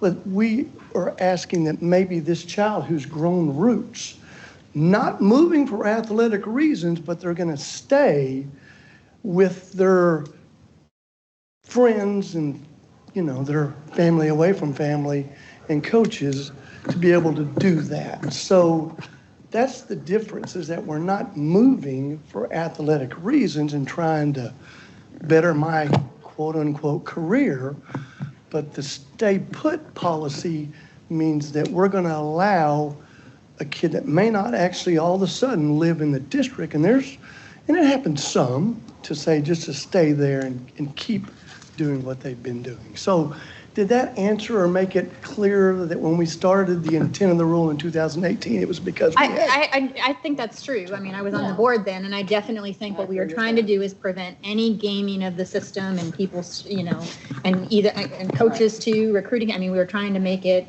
as objective as possible, whatever. I do see some value in keeping, we've got kids at a school. I do think we need to do it for all the kids, and not just the athletes. But if we've got kids that even aren't maybe involved in any extracurriculars, and that's just where they've started and they like their teachers, if we're going to allow intra-district transfers on that narrow purpose, I think we should. Keep in mind, FDB deals with athletics. Transfers, once they're there, just deal with anybody can transfer. So you are right. So I hope that helps. If it's a handful of kids, we can. And I think, but maybe, we need to double check that it's a handful of kids. I read this to say there's still ability, when I read it, I thought they were still subject to the transfer so that we could, it wasn't absolutely automatic, but they're still transferring. So even though we plan to, we could say, can't do it this year. There's 500 kids that want to do it, we don't have that capacity yet, because they're still subject to the transfer rules, which say we are going to look at space availability. What you're talking about, Ms. Ring, in terms of making sure that it's available to all students was not that was not the angle we took on this. We specifically put it under, if you're looking at it, eligibility of transfer students for high school athletic programs, exceptions. And these are the exceptions to transfers for athletic programs. And that's specifically what we put that in there for. So I don't read this as meeting what you're suggesting. Right, but when I read this, I still think they're applying for the stay put transfer, and it has to be granted. So to me, they were still subject to some capacity.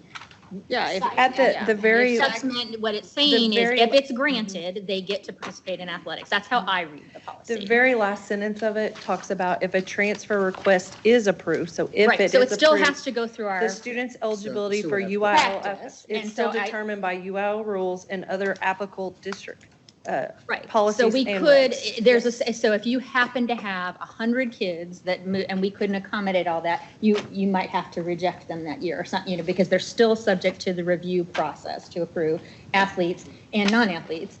But I do think in the administrative regulations, which is how every non-athlete person would go through this, they should have the ability to apply as well and stay put. And we can absolutely Even address if, that. and it would be put that an in. administrative reg, because Yeah. that isn't required by policy, because we're not doing something different than UIL rules. But I do think we need to treat all students. It'd be very important to me. I can't vote for it if we're not going to treat all students. but right now, we don't have, students can't transfer, the campuses that are at capacity are Boswell, yes? Or, and Chandra, tell me the other one, isn't there two? Also Saginaw. But we could exchange the administrative reg to say the same logic that we're applying here would apply for students that are already so they're already taking up a capacity spot. They could also apply If for the the board transfer. desires for us to make a change of this in the athletic portion of this policy, we'll make sure that the administrative regulations follow suit. But my question is are there any campuses at this moment are at capacity? That would affect the transfers? Well, Wayside, I know, but I'm talking about high There's only schools. like 10. Yeah, because we close it at 85% right now in the policy, so you'd Okay, is that be, what it is? 85%? Sorry. isn't it 85? I'm going from memory. Yeah, I can't remember either. That's why I was asking. Hi, how are you? I'm so sorry that I have not had an opportunity to be schooled on this policy, but I can, being the person that has implemented, I can kind of speak to it. What you just said is absolutely correct. There are a number of students that this would probably impact, and just off the top of my head, I'm talking about maybe anywhere from 40 to 45. Those that move for particular reasons, hardships as well. So it's not as broad as I would have that based on the history. I think the campus right now that we were looking at would probably be Boswell. That would probably at this time be at capacity. I do not have the numbers for Chisholm Trail and or Saginaw, but those two would be close in behind. But Boswell is the one that I'm the most concerned about as far as capacity concerns. Are you bringing that up because they're already in the program? So they're already, so you're asking about I'm bringing it up because what I wouldn't want to have happen today, and I've heard two different interpretations of it. So I wouldn't want the kid. So I'm a freshman, and I loved being on the soccer team. And my parents move across the street, and it happens to be in now it's in Chisholm Trail Zone, and I want to stay with the kids. I'm not moving for athletic reasons. I want to stay. I love that. That's great. Well, let's try to do the best thing for the kid. Let's stay. And so now from this policy, I can apply to do that because it's at Boswell. Even though Boswell's at capacity, I can do this to the stay put. But say I'm that exact same kid, and what I wanted to do was stay in my art class. Right now, No. I should get to do it for that, because if it's about the kid, we don't want to just honor the kids that are athletes. We want to honor any Well, kid. I Our kids should be able to stay. So I think, okay, so recognize that if you're an art kid and the same thing happens, we allow, on campuses, we allow the inter-district transfers across the board. It's only FBD local that says if you do that, you can't compete in athletics. Right. So if we're allowing the transfer on both, there is nothing in our school policy, our district policy that negatively affects fine arts people. And that's the way I understand it. That's what I was clarifying. But I do think right now, the way you all are explaining it, is it may be that we would allow an athlete to transfer at Boswell because they're at, even though they're at capacity because that's person, but not the other kid that was. But it's not about it's not about the transfer. It's about the being allowed to participate in the sports. No, I think it is. The way so we'd have to change the reg today, right? To Well, let that other kid stay? In fairness, Ms. Ring, the regulation as it's currently written has we don't consider kids staying in a transfer situation. We only consider kids moving to a new place. And so this is a whole new wrinkle. That is exactly how they would do it today. If they moved over to Chisholm, they would be requesting a transfer back to Boswell. I understand that, but what I'm saying is this is a whole new wrinkle that we haven't been considering. In every other situation that she's talking about, it's been a consideration of, may I transfer over to this school for the first time? And this is a new wrinkle we've not had, which is a family asking to stay on this particular campus. And so I think that's not sure that is true. I do think we've had kids stay before, and maybe just not participation in athletics and ask to request the transfer, and they stay, and they either just don't participate in athletics or they're not in athletics and they get, but they can't do it if the school's at 85% capacity, right? Previously, that is correct. I think my only point is that the administrative regulation can be adjusted based upon a new wrinkle in the policy. And that's all I'm suggesting, Yes, is that we adjust the administrative to be consistent so that we do not have we don't have something in policy that favors one subset of our students over others. Yes, ma'am. And since Mr. Barker, Ms. Levitt, I see that Mr. Absham's here. I mean, I'm assuming athletics is supporting this. I'd like to hear from all of you. Just, are you supporting this? Yes, ma'am. Okay. Yeah, and I think that would include Coach Ab. It is, and I've lived on both sides of the fence. That I've seen it to where it was open season, then I've seen it where it's closed down. And I'm very appreciative that when Eagle Mountain opened, that we had the regulations that we had in to give everybody the guidelines. What this is allowed to do, speaking, I understand what you're saying, Paige, is that how what you're talking about, but for the athletics itself, in the realm of what it is, because what I saw before we had the regulations was parents pulling other parents with them to, and I was the benefactor of it, but there was two problems. It eroded my program from the inside out, and it hurt the program they left from. And so I said, stay where you need to stay and do it that way. And so that created that. So this allows a child to spend his freshman year at, name the school, and they move to another school, but they want to stay there. They're not being recruited by a Boswell. They're not being recruited by a Saginaw. They have established their year where they're at, and it goes from there. And then, so it takes away the gaming. You mentioned gaming. That's exactly what my worry was. And my voice was, keep this out of middle school, because the middle schools do not need to have any sort of sway in this whatsoever. And so we just have to be careful of how much of the armor we start knocking away and messing with. But this is a safe regulation that allows us to be able to, a kid to stay where he wants to stay. Safe? Would it be safe-ish, maybe? I mean, safe. It's always ish. It's always, whenever you're talking about UIL. Do you think this is better than our current policy? What's your problem with our current policy as far as this goes? There is no leeway as far as the. Beautiful, which helps us a lot. Again, like I said, the way that it was set up allowed us to have the new high school being built, because I watched all three high schools, new high schools built, and I watched the movement around. And so now that unless y'all want to build a fifth high school, and I don't think that's going to happen, but we're set. We got our 4 high schools, and now I don't know, and maybe it is going to happen a lot more, but in the athletic realm, I don't know that it's going to happen a lot where a child happens to do that. I might have had 1 or 2 that a kid says, Coach, I bought a house over here, and that child went to that other school. But in my world, it didn't happen a lot, but it creates that opportunity for a child to stay with the people they want to stay with. And so, Coach, what I'm hearing you say is FDB local was written so that we could get a handle on people that are gaming the system, that are recruiting parents, gathering together, and let's go over here, make a team and such. 100%. My registrar at Boswell was looking at me crazy because they couldn't believe that people would come in and would say, that kid would say, I want to play for Coach App. And I was none the wiser. I may never even seen the kid, and he may not even get into football, but they were saying that.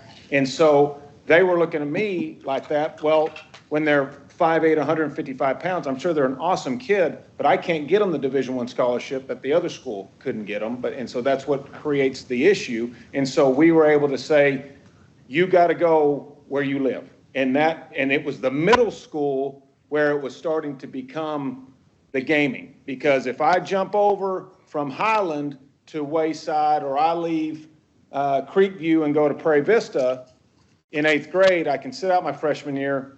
I'm ready to go my sophomore year. But it created a lot of animosity between the head coaches. Yeah, so FBD local then, we're encouraging kids to stay where they're zoned, where they've established their eligibility. That's exactly right. And what all the other school districts in the state of Texas are doing is they want to encourage that as well. Mm-hmm. This amendment helps our policy, which is unique. Mm-hmm. I haven't found another school district in the state of Texas that has this policy that is specific to athletics and that is zoned only just for athletics. There's not enough that I've seen. Y'all can tell me if there is one. Frisco's close. Yeah, it's close, but not athletic specific. We're the only ones that are athletic specific. So my point is, this helps us encourage our kids, and it's kid friendly, like you said, helps us encourage our kids to stay put, to stay where they've already established our eligibility.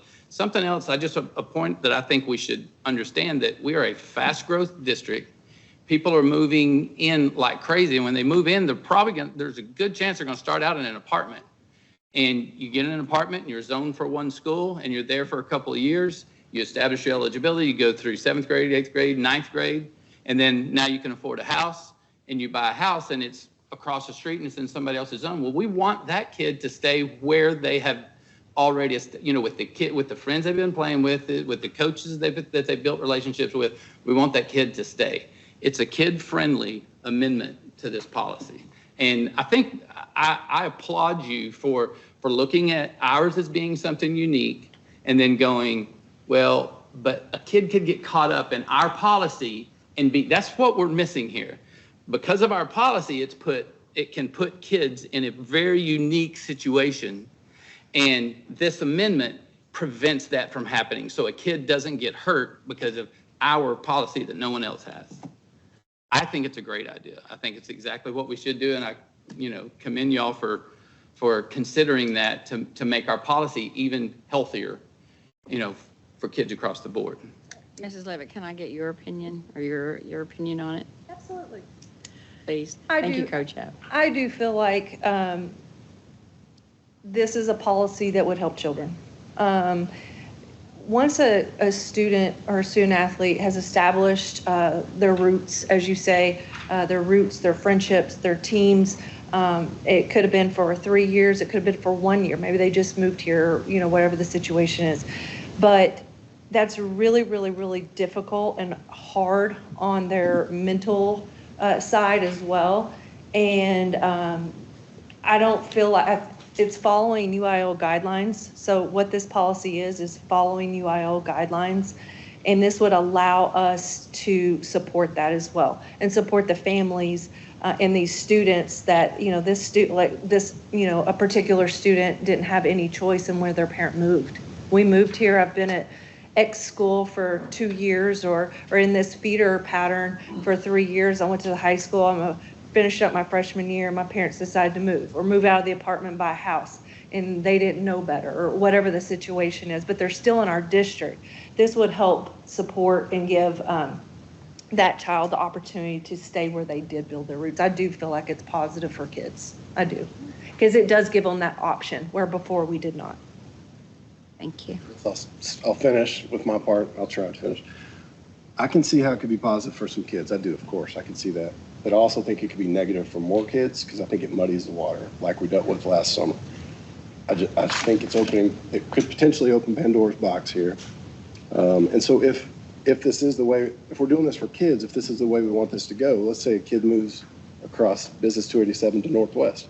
Well, why wouldn't we let them finish their senior year here if we're trying to do what's right? If y'all think that's what's right for kids, why wouldn't we do that? I mean, that's kind of a different thing, but. Right. So one of the things that you discussed is you talked about what we went through last summer when we opened Eagle Mountain High. A lot of that, I will say this, in our research, when we researched a lot, many multiple high school districts, and in most of the policies that you will see, part of it is addressing the rezoning. That's a rezoning issue, right? And so that's why it's written in this policy. The rezoning is not part of this. So if they were subject to move because of rezoning, that's not part of this policy. Right. And so if that was the issue. Yeah, I can see how that's different. We're in alignment with lots of the districts that we did research, and it is in alignment with UIL. I'm not trying to say it's exactly the same. I think the problem is zoning. I think zoning needs to mean something. So to address that one, we do have another policy, I think it's FDA, that does address a junior and a senior. And in that exemption, it does allow them to remain and complete out their high school career. If they go to a different district? Yes. Okay. Okay, did not know that. Okay, well. Any, Voice my concern. any other questions? Good work, y'all. Thank you for Okay, the yes, thank you very consideration. much. We appreciate you. Sorry, you just wanted to get all our questions answered. I and understand, yes, I thank you. understand. Thank you. Sure everyone was heard. Okay, now to new pre-K eligibility with Mrs. DeHoyas.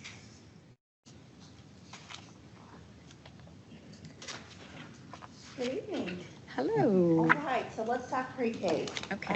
Dr. Colbert, Dr. Hollingsworth, board members, I'm very excited to share with you tonight, pardon me, updates to our pre-kindergarten program. Let's see. And so just as a result of some of the legislative session, we had some updates. And so we have some new opportunities to expand our early learning programs. And so one really exciting program is the eligibility for teachers. So teachers' children are now eligible to take to join our pre-kindergarten programs as eligible students. And this is a tremendous benefit for teachers to be able to have their children benefit from those great school readiness skills in our pre-K classrooms. They did define the teacher, how we can determine who a teacher is. And so we have processes in place to be able to make sure that we are enrolling those eligible students appropriately. This is, again, such a great benefit for the teachers. It doesn't extend to all staff members who might be in an instructional setting.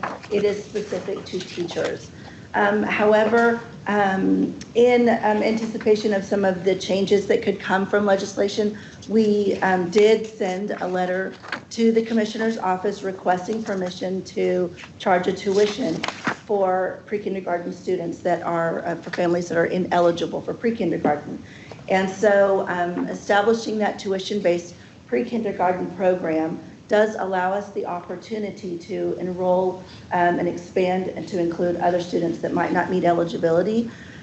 Because this is going to be new and tuition-based students cannot take the seat of an eligible student, and so not fully knowing exactly what that impact might look like, we are at this time beginning the implementation with district employees.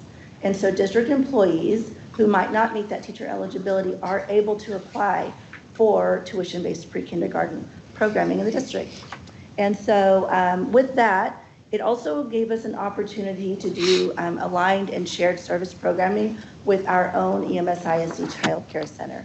And so the families that have been using our child care center and maybe now have an opportunity to take their children with them to their elementary campus, that's amazing. But if not, they also have the opportunity to enroll their children in the tuition-based program at Hafley Development Center and still continue to have those great benefits from the early learning program.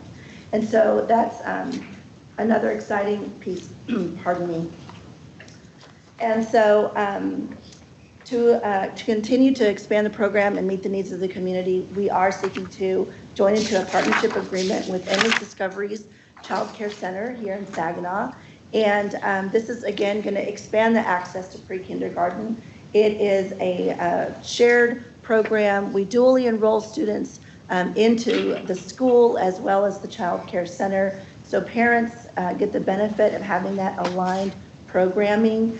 It really helps to increase that school readiness. It also gives us an opportunity to build relationships with families so that we have that early intervention in place.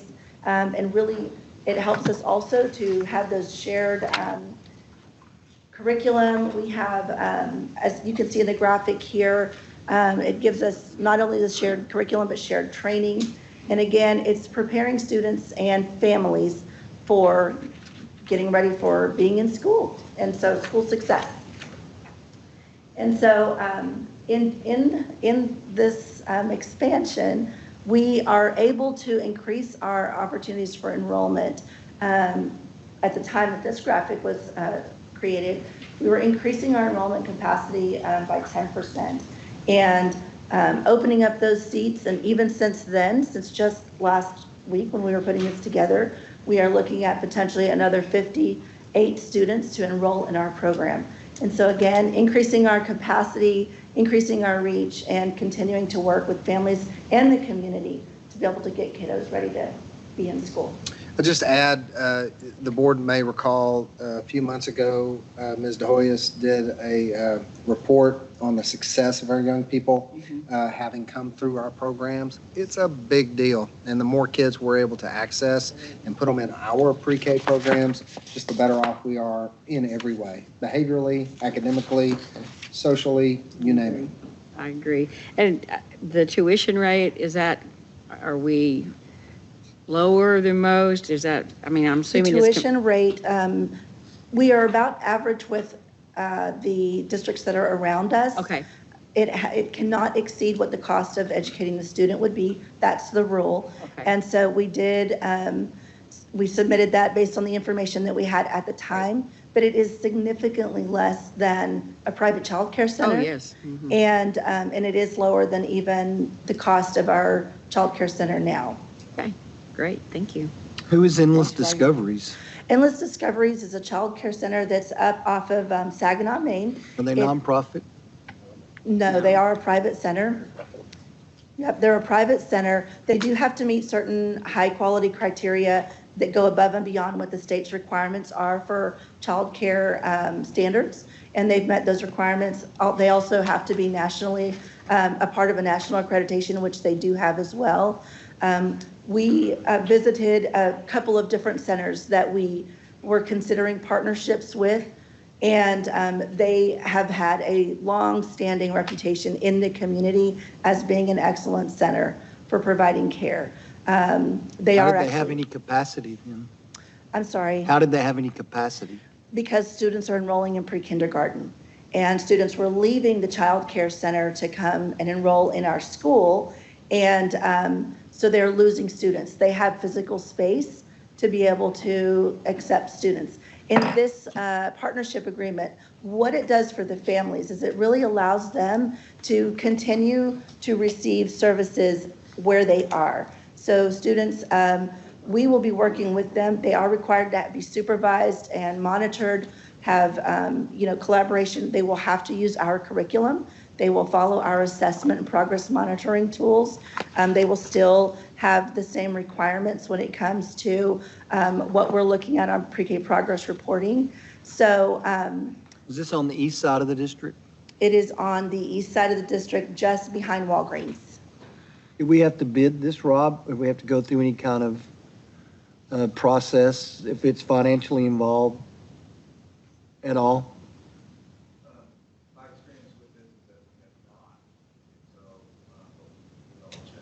Okay. In my past districts, had similar partnerships. Okay. Are they NACE accredited? Yes, they are. Good. That's good. Well, we've been looking for something from the east side of the district for a long time, so that sure fits that criteria. I just was concerned that we were in partnership with a for-profit entity and sending our kids there. I just want to make sure that was all on the up and up or whatever. The legislature. I was going to say, we're, 287, yeah, we're still talking about it's Central. This is- actually on the west side. Yeah, this It's is behind from this- Walgreens. Behind Walgreens, like Aldi. So I don't know. Oh, it's not the east side, probably. It is not. But it's Central maybe. It is on the west side. So we'd had Hafley on the west side for a while. We just needed something on the east side for the teachers and staff on the east side of the district. Mr. Newcomb, we have extended opportunities for partnership to some of the care centers that are on the east side of the district. We've even visited with them and discussed opportunities to help them meet some of the high quality requirements that they would have to meet in order to partner with us. We kind of run into either they're not in a place to take on, or there's not a desire to meet those extra high quality requirements, or the other is if it's a private corporate center, then they are not willing to align with our curriculum, and they're not, they have their idea of how they want to do things, which respectfully, that is certainly their choice, but we would need to have that alignment to make sure that we are doing what's best for students. Maybe one of them will become for sale or something over there. I will keep my eyes open. Watch out for that. Any other questions? Thank you, Stacy, for all your hard work and Yes, have a good evening. taking care of our little ones. Okay, our next report is finance report. Mr. Welch has a review of our preliminary budget works.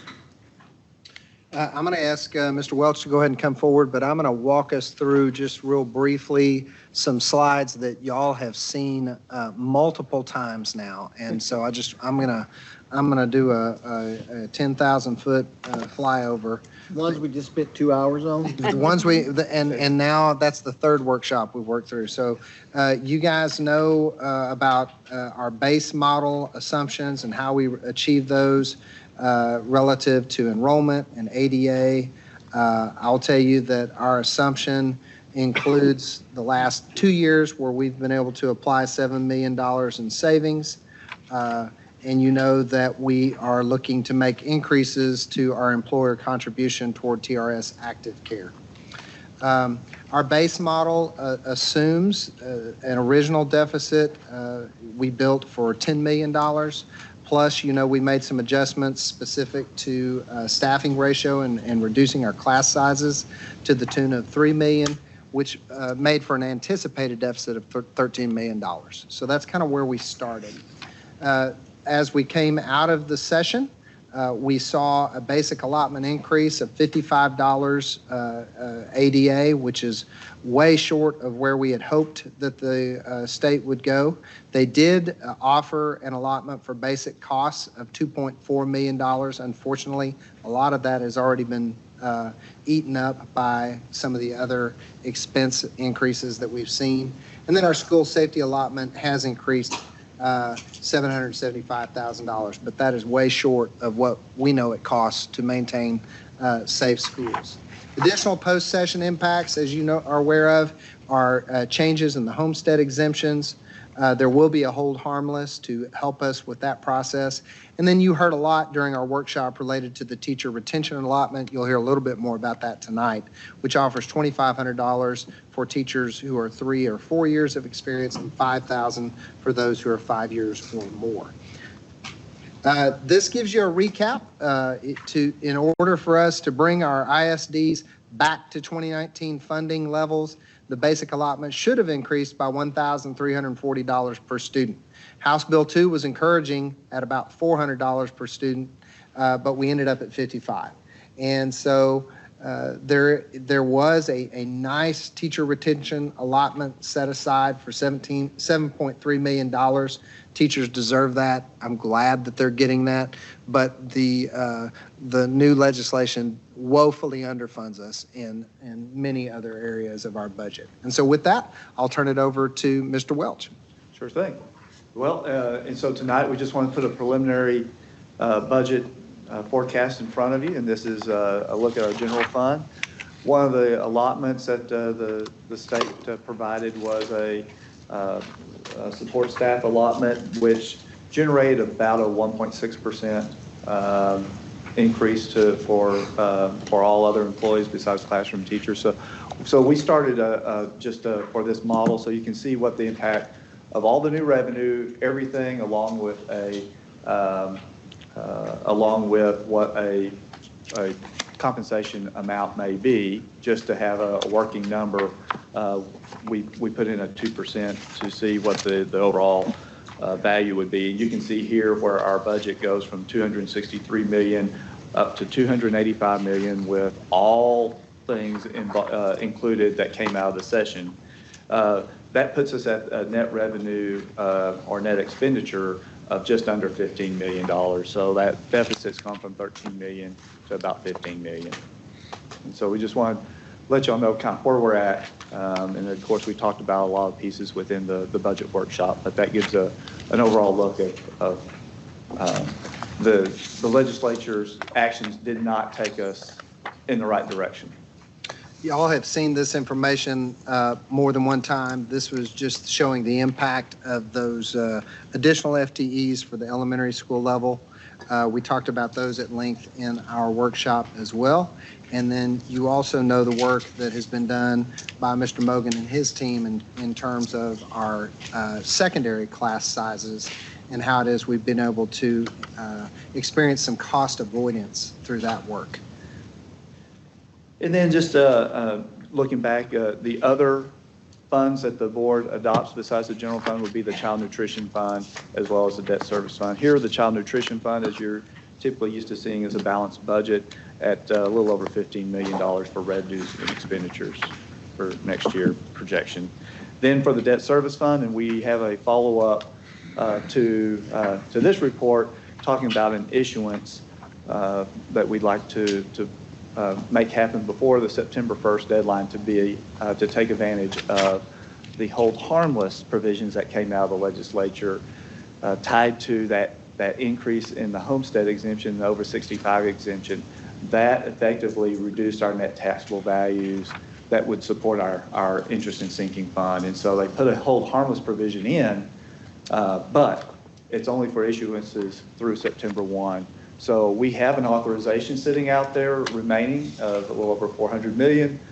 We're trying to move some of that up, and so we have a proposal tonight that you'll hear more for out of the next presentation for, and it's tied to that. So with that issuance built into the budget and what's projected out of it, we are looking at total expenses in the debt service fund of about $90.7 million. We're looking at revenues, including our local values, our tax revenue, along with that hold harmless piece of about 88 million. So potentially a use of fund balance of about 2.7 million.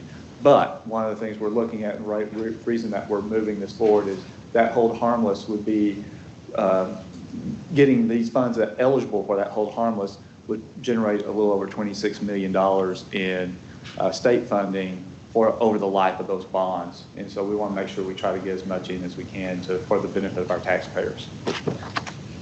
And then just so you, next steps, obviously we have items tonight which we'll move forward. Now we've got certified values we have to prepare and publish the notices, get all those put in place so that we can take action in August to look at to do our public hearing for our budget and tax rate, and then move forward with adopting our budgets and setting the tax rate. So with that, we'll move on to the next item. Ready? So tonight I have Josh McLaughlin from BOK Finance. Mr. McLaughlin is our longtime financial advisor, and as a matter of time, he has a presentation that was included in your board book. There are items on that or slides that he would probably go over very quickly if even mentioning. So if there's something in that presentation that you have a question on, please ask. Otherwise, he's going to move us through very quickly. Josh. Good evening. Good evening. President Tolbert, Dr. Hollingsworth, members of the board. I'm going to give you about a very brief presentation tonight. Normally, I like to go through every page. I'm not going to go through. You've seen this before. This is really a follow-up. Just reiterate here, you still have $411 million worth of bonds to sell from your 2023 bond program. The biggest reason we are sort of here tonight is Senate Bill 4. So every summer, once you get your certified values, we move forward with a bond sale. Right now, your current annual cash flows are around, give or take, $100 million, and what you spend in the next 12 months. However, Senate Bill 4 basically said if you can sell your debt and close before September 1st, we'll get you qualified. The other component of Senate Bill 4 is that they're going to now, on an annual basis, look at your revenues and compare it to your minimum bond payments. To the extent that your revenues exceed your minimum bond payments, they're going to try to call back state funding. So now, as we look at selling your bonds, the challenge is, A, sell as much as we possibly can to lock in that state funding, but structure the bond so that we actually maximize state funding in every single year that we possibly can. Wrap this in around with the current interest rate environment. A lot of folks trying to sell bonds right now because of this deadline and the restrictions TAD has put on us over the last couple of years. So with that in mind, we went to work with Mr. Welch and prepared a finance plan. The biggest issue that we faced is really the certified values that came in. Right now in this presentation, we prepared this a couple of weeks ago. We were assuming roughly 14.9 billion for next year. Your values came in a little bit better. So the numbers that we have in here are a little on the conservative side.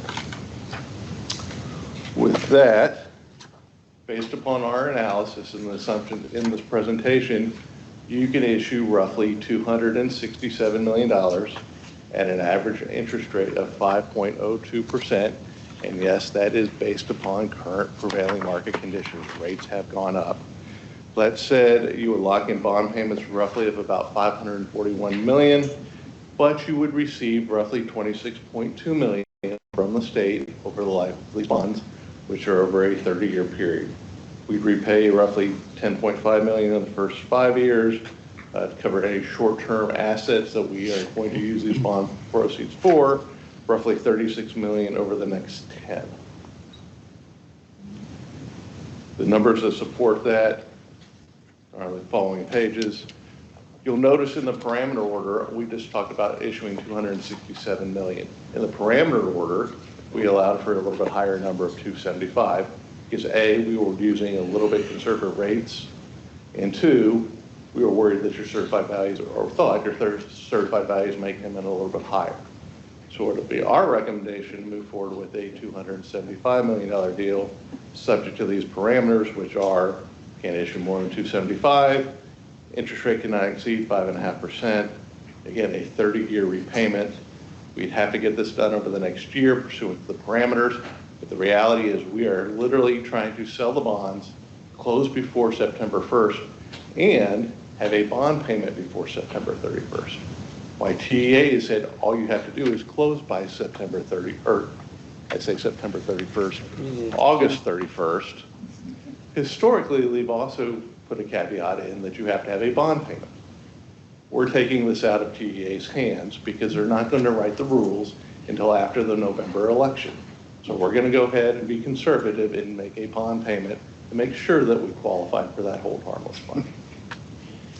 So they're saying you can't have a fund balance anymore if they're going to compare your revenue to your expected bond payments? So what they're ultimately trying to do is lessen the cost for increasing the homestead exemption and put it back more on taxpayers. But your statement was that they're going to look at your revenues versus your bond payments every year. Mm-hmm. And if your revenue's more, they're going to withhold some of that funding. Yes, sir. They're going to start withholding some of that hold harmless funding. Now, the way this currently works is for the hold harmless funding, it's essentially 4 tranches, 15 to 25,000, 25 to 40, 40 to 100, and now 100 to 140. Pursuant to the provisions of Senate Bill 4, where they can claw back is that 100 to 140. And they can claw that all the way back to 0 if your revenues exceed expenditures. So that is something that we actively now on an annual basis will have to try to adjust. And the way you adjust that is through new money issuance, which you can have roughly another $140 million after this particular bond sale, or through refunds. It would be more efficient if we could continue to use bond prepayments, but they've taken that option away from us by including language of comparing it to minimum bond payments. So they've essentially made it more inefficient for school districts. Right. So there's no plan, or that didn't address if you had a fund balance, they're not going to look at that at all? Because we got 18 million sitting there. Yeah, so they're literally not going to look at your fund balance. They're going to look at your annual revenues to minimum year by bond year. payments. Okay. At least from now. Yeah. Today. Today, yeah. Any other questions, comments? Thank you so much. We appreciate it very much. Okay, that concludes our finance reports. Now we have Mr. Mogan, our human resource reports. A couple of things for us. Compensation plan and supplemental compensation plan. Yes, thank you. Good evening again. And much like Mr. Welch and Dr. Hollingsworth just went through, this will be a shortened version of what you heard in the budget workshop just a short time ago. And so just again, for reference, the purpose of the annual compensation studies provide an objective assessment of our current employee pay in comparison to our peer districts, determine our competitive position within the market, establish pay equity, position the district to recruit and retain highly qualified employees, and this year to comply with recent state legislation related to public education compensation and develop options for you to consider. And then cutting right to some of the statistics we looked at earlier, and I'll just go quickly unless you stop me for questions. This is where a 5-year snapshot of where the district currently sits with compensation as it relates to classroom teachers with 0 years within EMS ISD, going back to last year.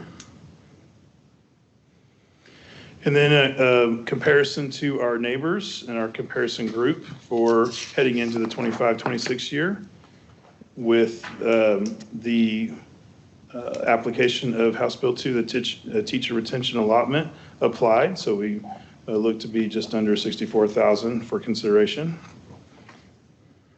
right in the middle. And then we have adjusted the recommendation for feedback for your review here for from the budget workshop. So as it reads, the 25-26 year administration recommends teachers with 5 or more years of experience receive the $5,000 funded by the state's teacher retention allotment. 3 to 4 years of experience receive the $2,500 from the state's teacher retention allotment, and teachers with 0 to 2 years of experience for consideration receive $2,500 funded by the district. All other district employees will receive, a 2% increase on actual salaries funded by the district, excluding supplemental compensation. If there's any questions or further feedback on that. I think that wording was very much improved. Very good. Okay. Good job, y'all.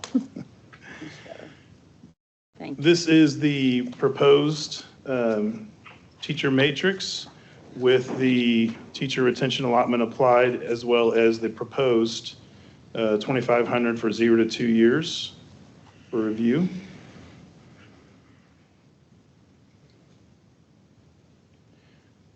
And then this is the additional matrix proposed for those that would not be receiving the teacher retention allotment funds. And Ms. Ring, to answer a question that you posed earlier in the budget workshop, it would be 95 staff members, professional staff members. Because you asked that, so we scrambled during the break and got that number for you. Thank you. And we'll come up again with a better name. We're still working on that for this. Very quickly, breakdown of our teachers from 0 all the way to 30+ years and how it stands with our neighbors and the percentage. So these, again, are percentages of EMS teachers, 0 to 4 years 24% of EMS, ISD teachers, 5 to 9, so on and so forth, with House Bill 2, and local contributions, if we were able to find that information applied. And then you got a couple of reference points below from the differential from the top spot and also from the average. And then on this slide again, 15 to 19, 20 to 24, and 25 to 29.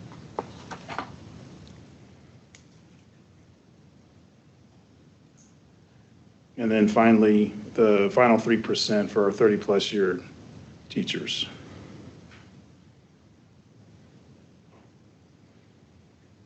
And then we finished up budget workshop with some fantastic discussion and feedback from you all on some other employees in the district that would be eligible for the 2% or anything additional. So we gave you our current rankings in our comparison group with the 2% applied.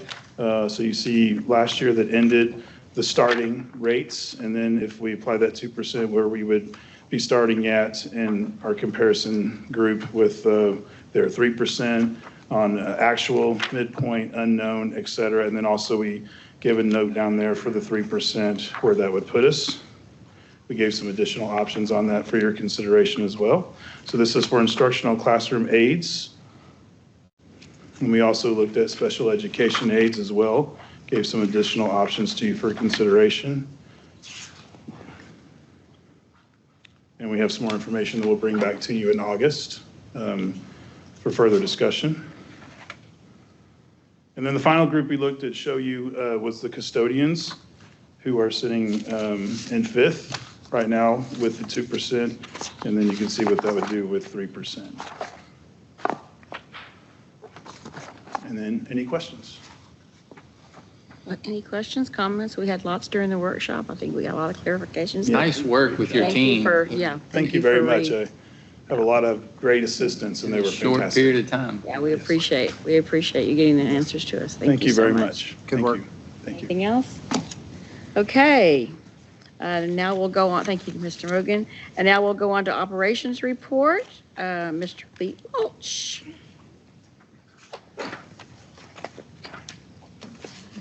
Did we miss the supplemental compensation? Oh, I thought he did that one too. Did No, you not? I have, that's a I separate. apologize. No, I no. apologize. Oh. See, I'll I do it was whatever looking order you would ahead. like me to. I was looking ahead again. I was looking ahead again. So sorry. I just thought it was so Sorry. good. that- Yeah. Page 213. if you I have that. apologize. Yeah, you're on 213, but I had looked at the other one so much, I was looking through your supplemental compensation plan, all the numbers. And I'll be quick with whatever Apologies. questions that you have, so give it a second to come up.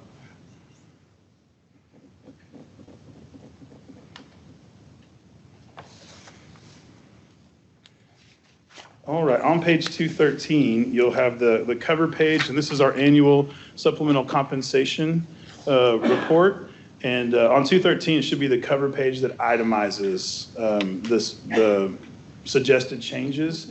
And so as you go on down through the report, you'll see things, any changes that we're suggesting that can be removed are highlighted, if you will. The row is highlighted in red. And then any suggested additions or adjustments would be highlighted in yellow.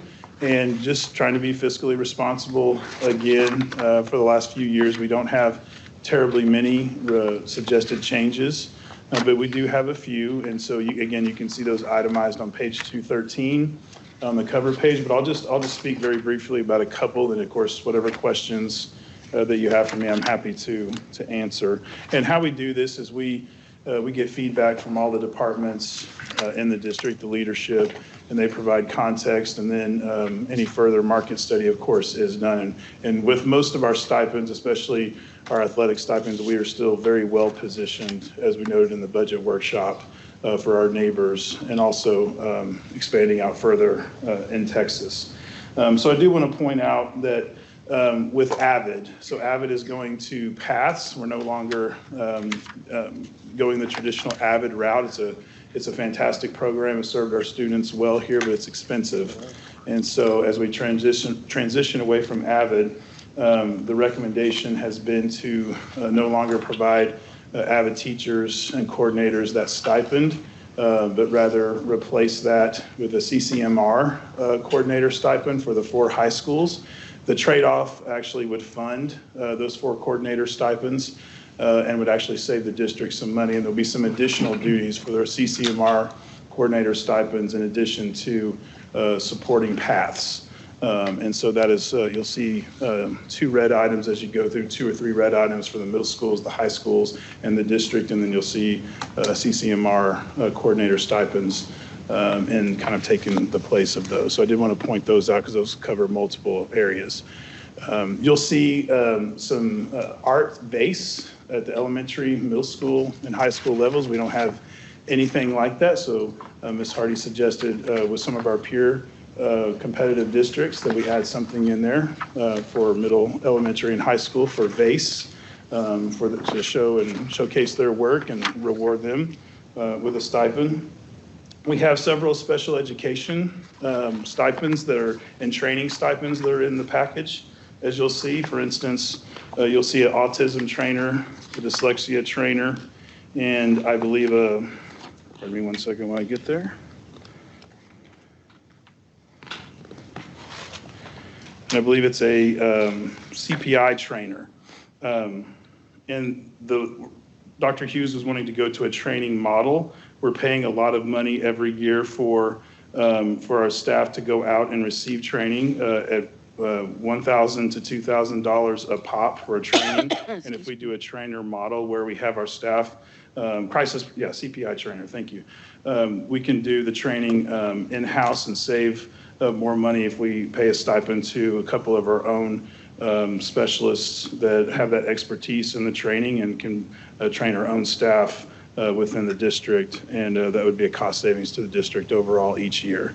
And so that was a suggestion within special programs. And then one more teacher stipend I'll highlight and take any questions. The special education bilingual self-contained would be specific to bilingual campuses that is being recommended for those teachers on those campuses for that stipend.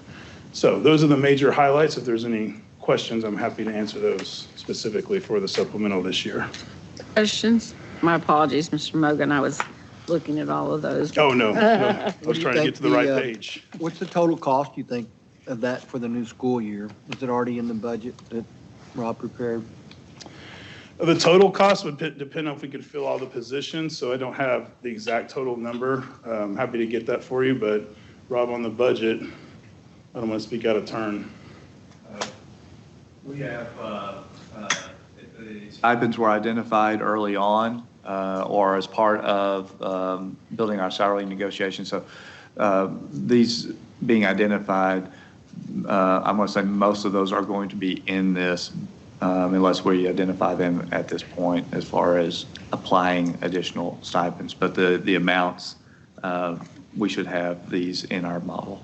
And the 8 pathway leads, Mr. Newcomb, that are another one I didn't hit on, but those are going to come out of CTE funding, so those wouldn't apply to the district. So I think it depends on how many that each one of those that we fill and put out there, we can adjust that. So it's a little bit of a moving target that we can adjust if we need to back off and be more responsible when you have 1, or we can do 2 or 3.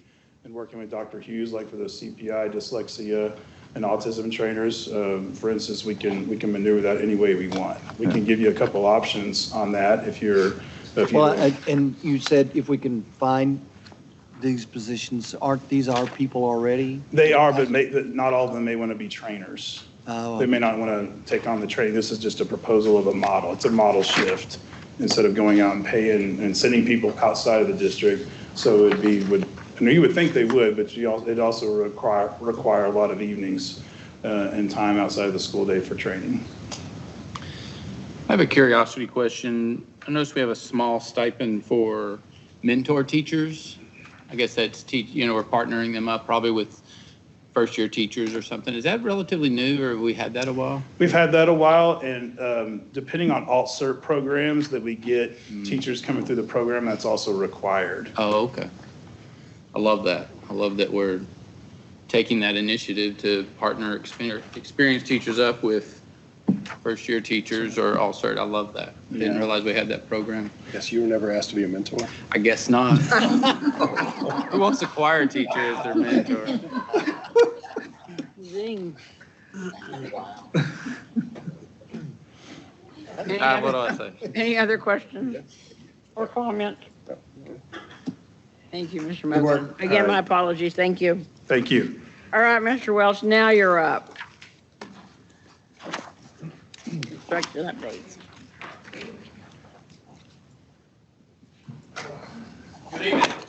Good evening. Good evening. So we have our monthly construction update. First thing we have up on here tonight is Wayside Middle School. And that's just another picture from the road looking to the sunrise. And as you drive by it, you can see it's moving right along.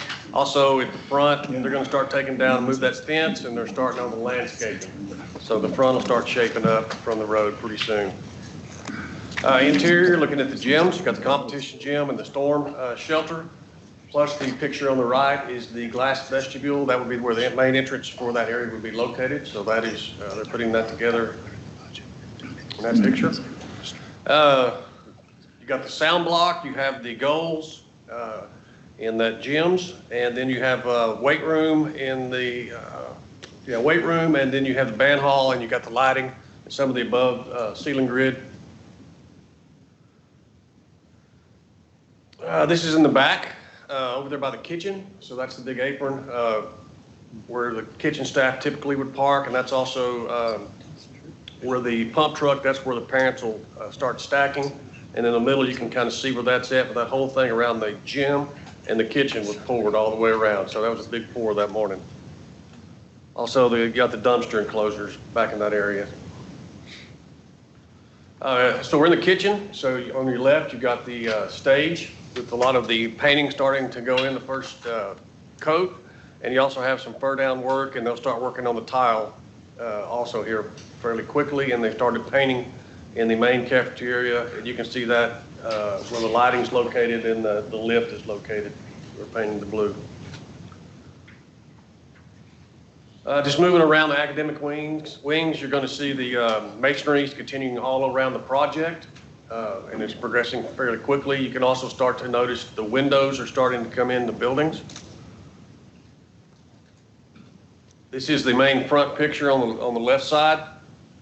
That's where the biggest thing right there is your library. It's a big central hub for the building. And you see the sheetrock also going in with the above ceiling work and the rough end part of that component. To me, this is one of the cooler pictures, because the one on the right, you can see that's the main probably piece that's in the library. It's the big stone column. So that's going in, and you also have the ceiling fur downs, so it'll all start looking like a ceiling and just a space, if you will. And also, again, that's a close-up picture of the windows on the academic area on the left side. And this ductwork, wall framing, and rough end electrical on the remainder of the first floor, second floor of the academic wings.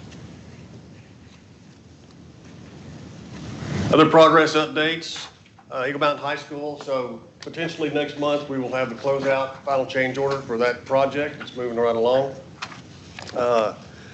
Newcomb Middle School, we're working with a developer on the phase 2 plating. That's kind of like one of the next, there's always some step something you got to get a hurdle over. So that's the next one we'll go try to take care of. And then we have Saginaw Elementary, just working over the timeline. We've had discussions about Saginaw Elementary and Elementary 19, which one goes first. And so we had those discussions today, and we'll have some more. But it really comes down to, where is the space going to be available to when we rebuild Saginaw Elementary? Where do we put them? Because when we added the 33 elementary teachers, that took a lot of our space. So we're kind of rethinking potentially 19, and also working with the developer to make sure they meet our timeline. We can do that. Hey, Clay, can you tell me about the roof that's on Wayside, that picture you had, where the roof is kind of extended above the main roof line? Go back. Excellent piece. There's that one. Yeah. Which part? The top where that roof, is that going to be solid between? Yes. Okay. It'll have some louvers in there for ventilation, but for, like on Marine Creek, it's got some fake windows and fake louvers. But this one predominantly will be solid, just a little bit different look. We ran into, I mean, this one over here, really that mezzanine wasn't tall enough for our equipment. So it was about a 5-foot ceiling. So we had to raise it up. That's one reason when you drive by, it looks taller. Okay. And we also connected this one. On that other one, if you look at it real close, the gap in the middle is open. Again, that's just another logistic issue. It's just easier just to do the whole thing, go all the way across. How are we with schedule? We're scheduled to move into furniture November. Do these windows open? I was just looking at that. They look like they will. They'll have a fake louver, or they'll have ventilation like that, but They don't slide. No. It seems like all the rage is the solid, big pane of glass. Like Eagle Mountain High School doesn't have these things in the middle of their windows, do they? not up there on that, what I call the third floor now. That's where all the heat pumps are located. It's mechanical rooms. Did that answer your question? I mean, Yeah, I just thought that was an unusual picture showing the roof, both the side and the end picture there, showing that additional height, I guess, in the Yeah. middle.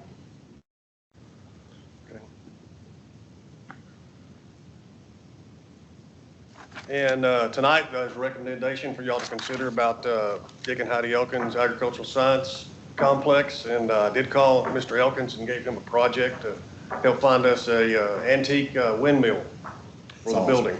So maybe there was an old ranch or something. He knew one would be located, so he's on that mission right now.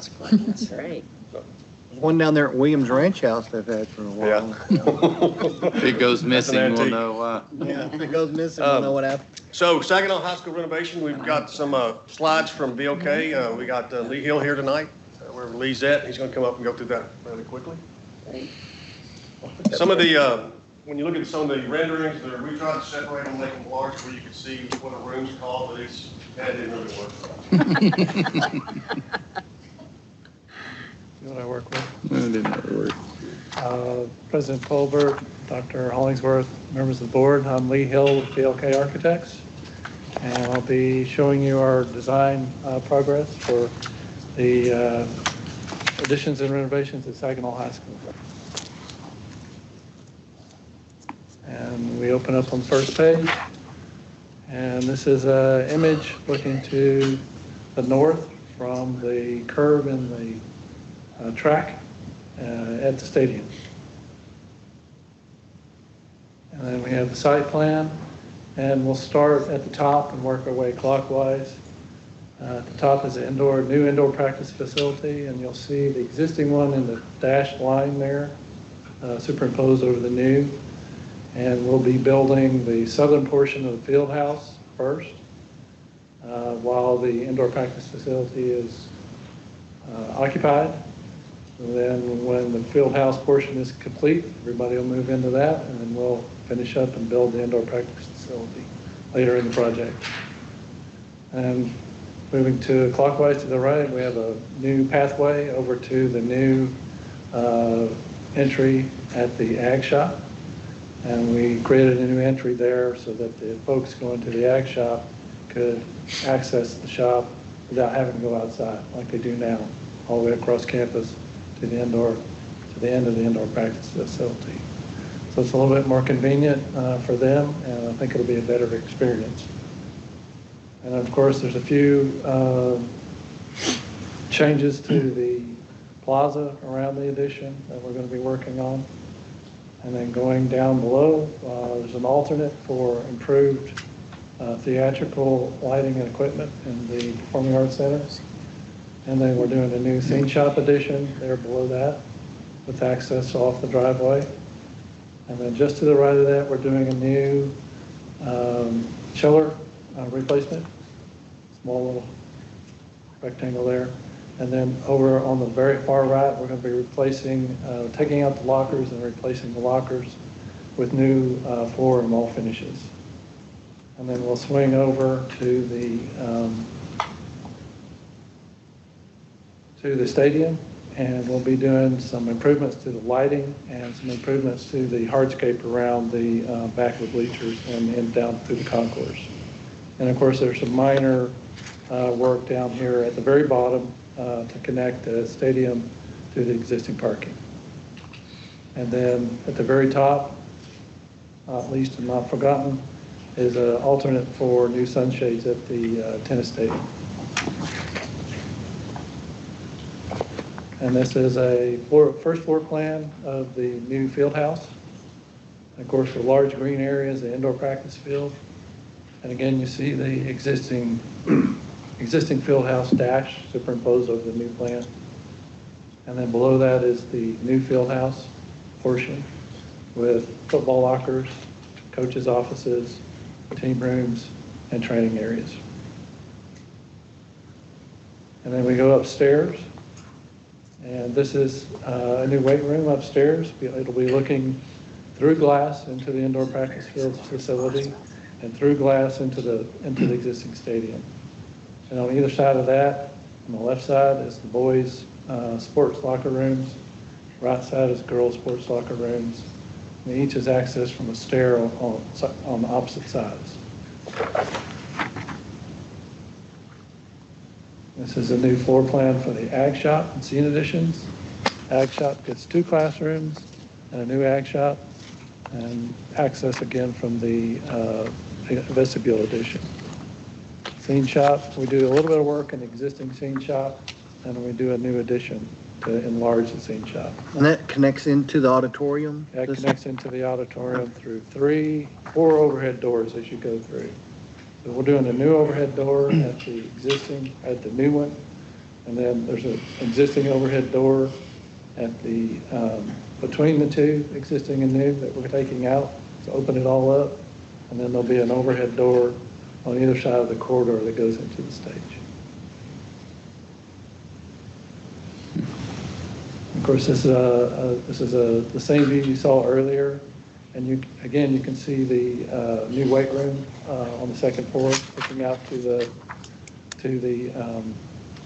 football field. You might want to shorten that a little bit so it doesn't say Rick can't. It could say Rick can't. Noted. Oh, I know, it's a matter of opinion, right? Should have moved that just a little bit to the right. Thanks for pointing it out. And on the outside, we have glass, metal panels, brick, all in keeping. It's a fresh look, but in keeping with the existing high school. Nice. Of course, this is a nighttime view in the evening from the football field. This is what you would see also from the stands on either side. And we have nice lighting underneath, nice lighting in the weight room, and it's very in keeping with and equal to the other facilities, high school facilities in the district. Of course, we have the corridors down the new football practice facilities on the right, and then the new field house on the left with coaches' offices and opportunities for new graphics.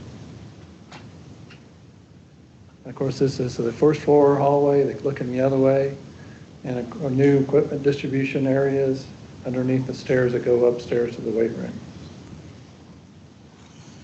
And this is the 2nd floor corridors between the weight room on the right and the indoor practice facility on the left. So you can see it's very visible both ways.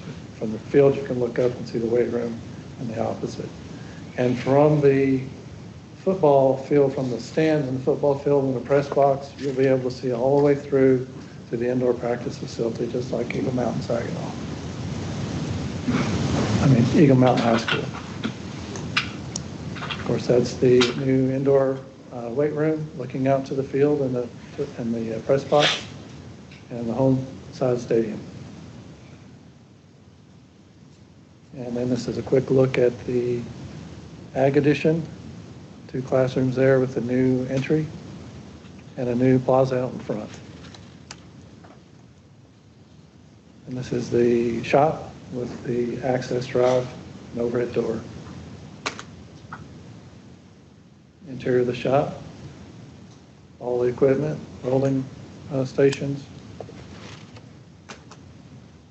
And then just a very, plain box for the Scene Shop Edition. in keeping with the rest of the school there.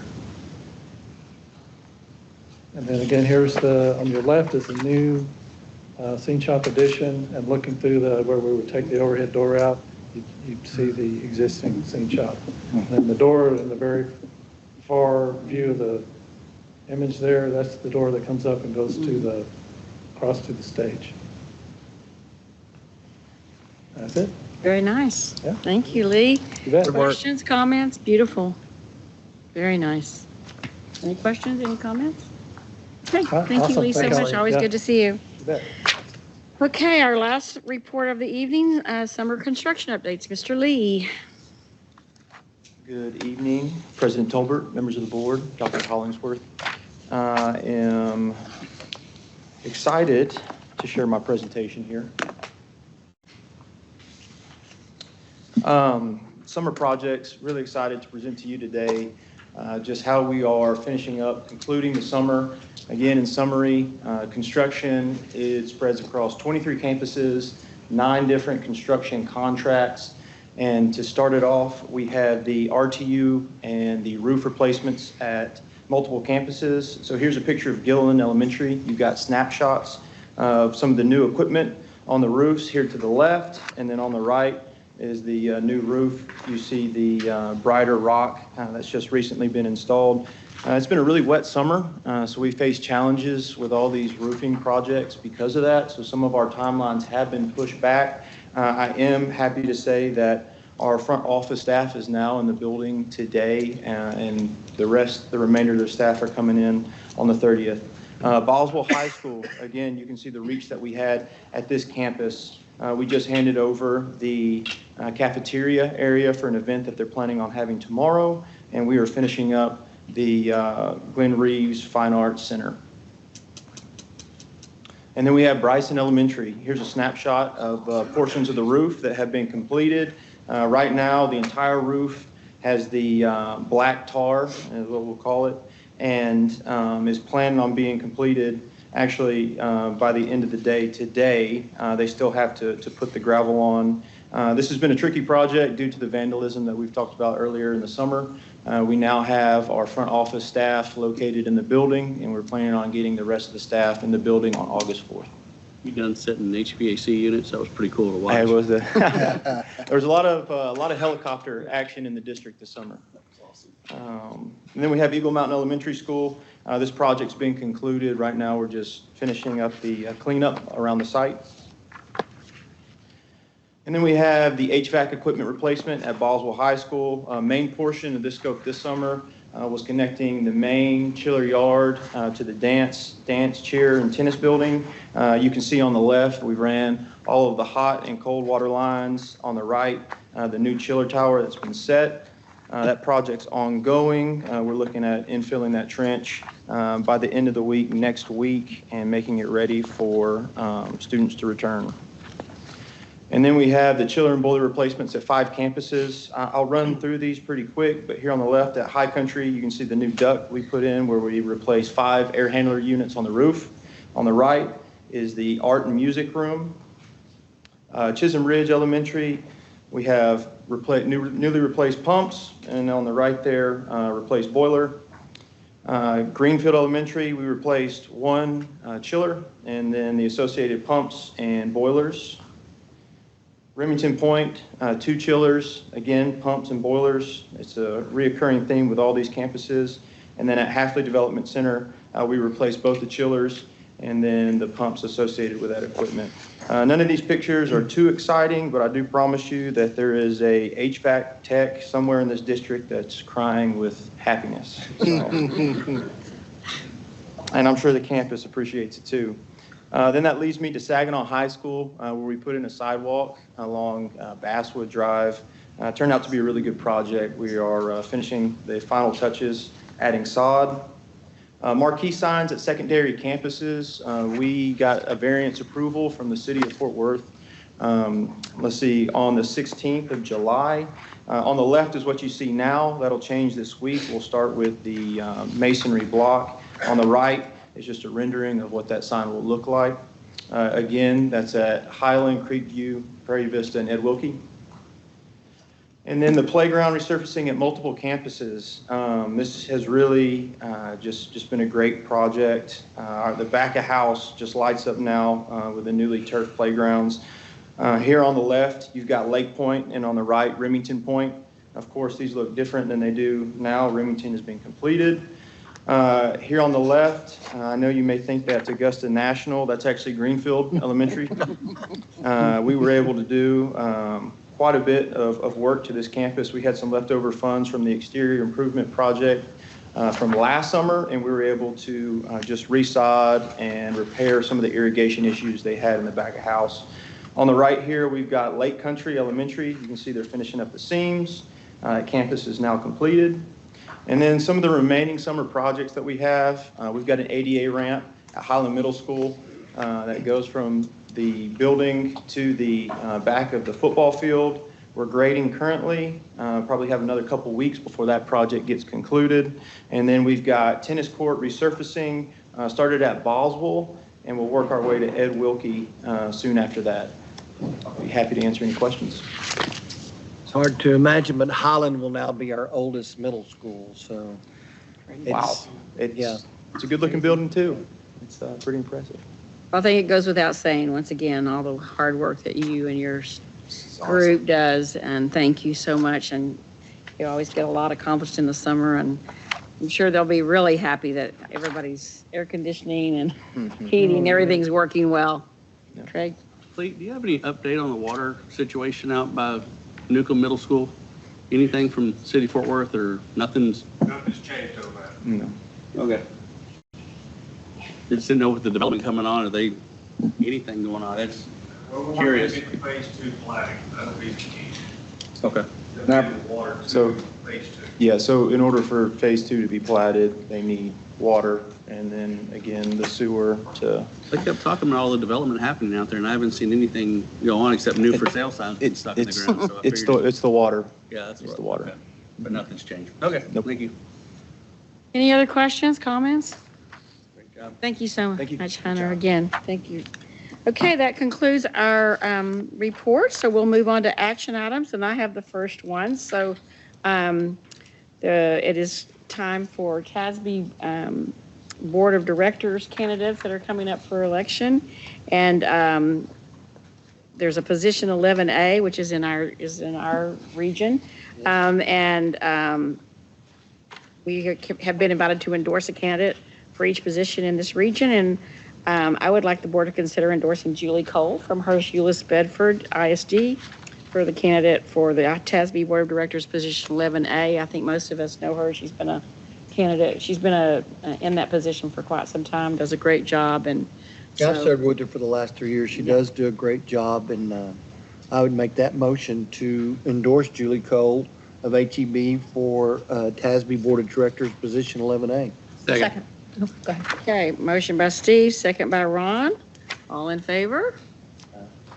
Anybody opposed? Motion carries 6-0. Very good, thank you. Okay, then the next one is, I guess that one's me too. So we need to, the 2025 TASB Delegate Assembly will convene on Saturday, September 13th in Houston. And this is held in conjunction with the TASB Convention, which is the middle of September 11th through the 14th. And we, last year's delegate was William Bowes and alternate was Paige Ring.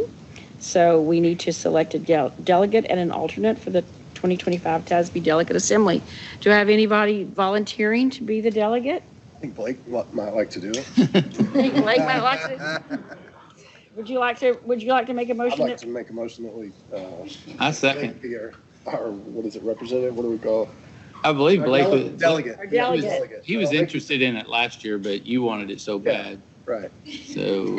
Yeah, I think he'd be great. An alternate too. So and what about an alternate? I'm going down there for that the whole Thursday through whatever, so. So would you like to be the alternate? Perfect. I Okay. think that's good, except remember Craig has a little more education. Oh, that's than true. some That's of not us, probably good. and I'll be the it'll alternate. I'm take you fine. away from potential classes. I'm happy to do that's a good point, because you do have a lot, since you're a new board member. I'll be the Hey, alternate. make me the alternate. You have so many things going on this year as president. And that way, if he could get back at me by not showing up Okay. or nominating him. Okay, so, When he finds out. so, you have a motion? Yeah, what is your motion? I'm What is your confused. motion? Start again. Terrible emotions. Your motion is I'm to, not very emotional.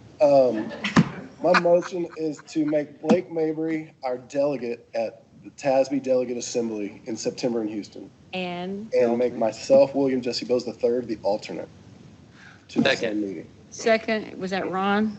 Okay, so I have a motion by William, a second by Ron. Any discussion?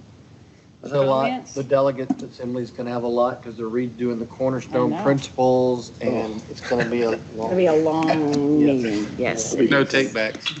I know she didn't say that. All in favor of that? Anybody opposed? Motion carries 6-0. I'll be there too. Okay, very good. Mr. Welch, set public meeting for the budget and proposed tax rate.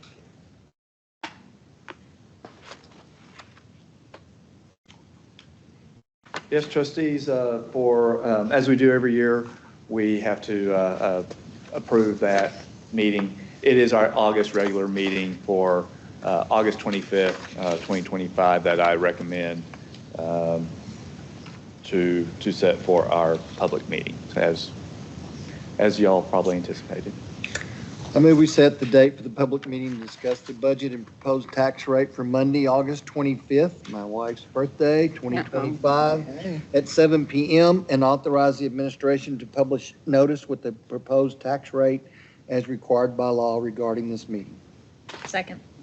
Motion by Steve, second by Paige. Any discussion or comments? All in favor? Anybody opposed? Motion carries 6-0.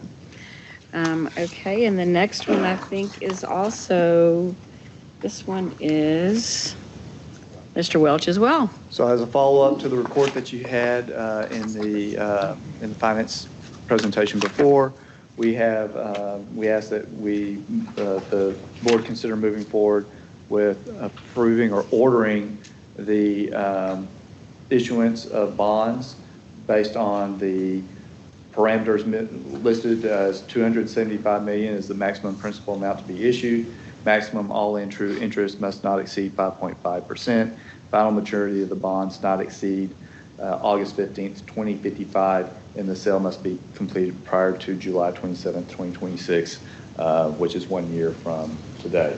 With that, I would ask that the board approve an issuance. I would be happy to make this motion. I just want to make sure, I know it has to be presented in such a way as the language in the book, meet those requirements of the required language for the motion. Absolutely. If you can just follow the recommendation in the book, we I would be move that fine. the Board of Trustees adopt the order authorizing the issuance and sale of Eagle Mountain Saginaw Independent School District Unlimited Tax School Building Bond Series 2025, establishing parameters for the sale and issuance of such bonds and delegating certain matters to authorized district officials. Second. Motion by Steve, second by Paige. Any discussion or comments? All in favor? Anybody opposed? Motion carries 6-0. Thank you very much. Thank you, Mr. Welch. Mr. Mogan?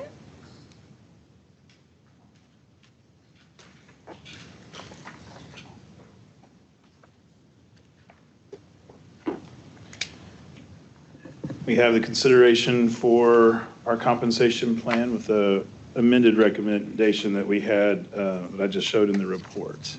If there's any questions or comments, I'm happy to answer those for the 2% and then the application of House Bill 2. Well, the only, okay, let me make the motion. I move that we approve the 2025-2026 compensation plan report as presented. My question was, I thought we I'll just second talked it. about a 3%, Yeah. and this goes into 2%. Does that lock us into that? Well, this would be the night that we need to make a decision about the compensation. So if we're going to alter that to 3%, this would be the time to do that. And I know that you guys had run some numbers. As a result of our workshop, we talked about giving the board an opportunity to see what the difference would be between a 2% raise and a 3% raise, plus the opportunity for some equity adjustments in specific categories. Right, so I'd want to defer to Mr. Welch on the impact of the budget on the 3%, so. Sure thing. So if we, if we move forward with the, so we have a 2% in the model. If we move that to a 3% model, that would be $936,000. Potential equity adjustments, I think that we would need to adjust our budget model when we bring budget back to you. We're probably in the $900,000 level for the anticipated equity adjustments to add to the model on top of what would be if we wanted to move forward with the 3%. So that'd be approximately 1.9 million. And Rob, is that the equity adjustments we talked about in the budget workshop? Yes, ma'am. For those groups. For those groups. So as I recall from the budget workshop, we were going to go back and look at all those specific categories because you had two matrices set out for us for 2 different job types, but you're going to look at all 7 or 8 of those job types and look at market, and you're going to bring that back next month as far as the equity adjustment. Correct. And we had direction on kind of a split between a 0.5, kind of a split with one of those options, and then one taking the maximum percentage. That's correct. Yes, ma'am. And specifically, the areas that we had talked about considering for market adjustments were on the blue sheet. And so that would include those in those 500 grades, the instructional classroom aids, and all of those listed under that, and then the special education aids and all of those listed under that, correct? That's correct. Okay. Correct. 500s, 510s, 520s, so on, and then the special education, all those those employee groups underneath those. And so what we would do then is operate under a not to exceed $900,000 for the adjustment in these 2 grades, these 2 areas of employee pay, right? Well, right now the motion doesn't contain that at all. So right now they would just be bringing that back next. So there's not a dollar figure. You guys are going to bring back a dollar figure. So there may be an additional for those categories. That's correct. The minimum is 2%. But it would be at least 2%. That would approve to me. Yes, if that's something you wanted to do. I was trying to see exactly what we're then approving. So the only reason I was speaking to 3 is I was looking at how we're falling down the ranks on some of our payments, and if I can go by some of the information given us to it on the aid, it looks like if these are 3% across the board, but there's 3% and 4% raises listed here by neighboring districts.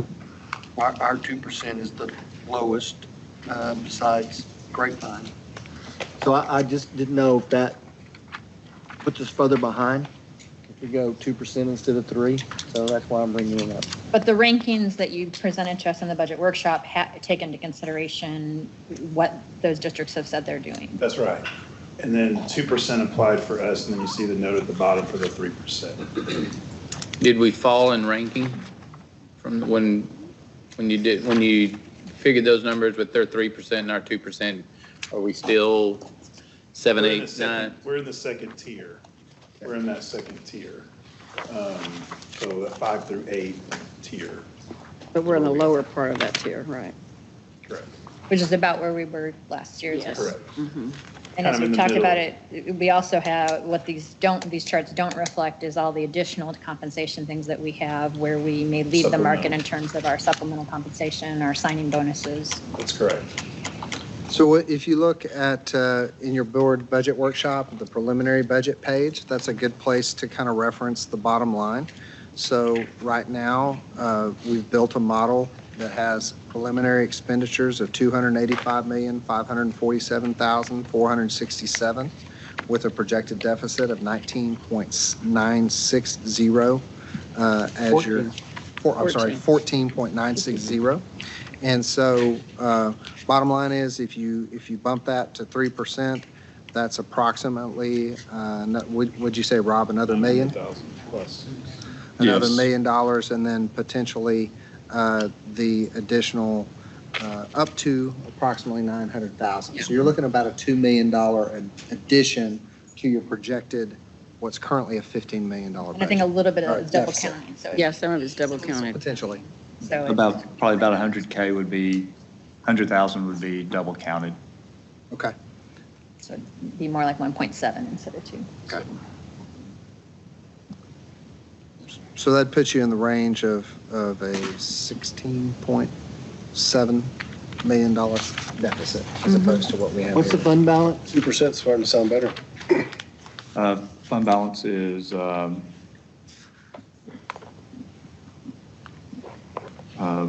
me get the exact amount.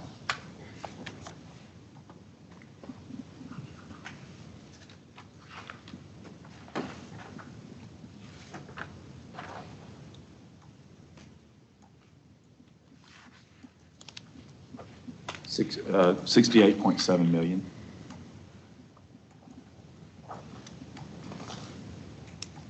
And the teacher raises are higher than the 2%. They're, I was just kind That's of back of correct. the envelope, they're anywhere from 4 to 9, right, depending on where you are on the, We did. off of the matrix. So. If you did a 2%, for instance, on the 0 to 2, it'd be about 1,200, 1,250. So we figure we are proposing 2,500 to equal what those 3 and 4 year So teachers 4, are getting. and then those high, that way up at 5,000 is closer to 8 to 9, depending on how many years your basis. Yeah, was there thought given to that, given these 1 to 2, 1,500 or so? Why are we giving them the same as 3 to 5, just to be nice? I think it was just to really equalize that scale Yes. and make it an equal adjustment across all of those. You did benchmarking All the too ones against under us- 5. other districts. It did look to me like a lot of other districts did something, it's similar to that, to their, for their 0 to 2. I would say in our research, it was all over the place, honestly. Some did that, some gave a percentage of what they were doing. It was really, honestly, all over the place, truly. We just found a lot of different versions of some sort of compensation locally for those 0 to 2. Mr. Dukem, just clarifying for you, the 68.7 is the projected at the end of this year, start of 2025, 2026 for your reference.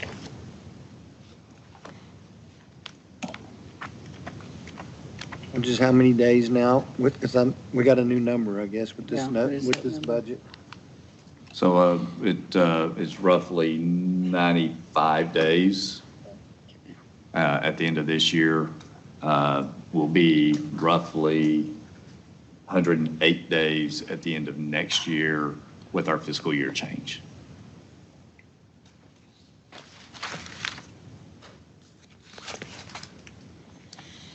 Well, no one spoke up but me for the 3. You said 2's looking better. I like the 3 myself. That's just me. So how, you all came in with a 2. We asked you to look at both scenarios. So help us understand, you guys came in with a 2. What you were thinking that put us in a competitive situation and made sense from fund balance. I mean, how did you guys get to the 2? In conversations with Mr. Welch and his team and our HR team, we thought it kind of did the best of both worlds, honestly. It kept us somewhat more fiscally responsible while also keeping us competitive in that tier 2, although kind of at the bottom of tier 2, but in touch where we wouldn't go so far backwards, where you saw that 5-year snapshot. That was kind of the best of both worlds, kind of riding that line of best of both worlds. Could we go to 3%? We've always considered a 3% as option 2, but not option 1. So it kind of kept us where we were being responsible and kind of paying attention to the budget and the things you're talking about the days, how many we got in the fund balance, but also giving the teachers, the 2% locally outside of the teacher retention allotment. How many 1 to 2 year teachers do we have? Do you know that number? We do. It's kind of a moving target, but roughly about 55 to 60 0-year teachers, and then it's changing, but roughly in the 70 to 80 range for the 0 to 2. but it changes because we get resignations. Not that big a It's number. it's not a huge group. It's not a huge number. Yeah. Let's hoping that, go 2,000 there instead of 25, maybe that will help make up the difference on the 3%. Yes, sir. But that does not get close to that. Not a huge group. No. And I love first and second year teachers, by the way, just to put that out there. But some other districts did make that decision, like Northwest did. They did a 2250 Kinda and makes a sense to me. 2500, Yeah, you know. that could make So they did sense. make a little bit of a step change there. Yeah. It's always been one. There's always been a step change there. Yeah. That would get us maybe $60,000, it looked like, if you. Yeah. One of the biggest differences, one of our neighbors, Northwest, cut around 115 FTEs, and it put them in a different situation. We've made some different decisions relative to, classroom size and how it is that we want to move forward in light of some of the changes we're making. So that's factored into, it's part of the compensation piece. 33 FTEs at elementary doesn't help anybody in secondary. I understand that piece, but it is part of the equation that we've been looking at, so. And then by doing the analysis of where we set in the market and providing some equity options was to really target those dollars where we felt like we need to make some adjustments to stay competitive, where we may be more competitive in other places or in other positions.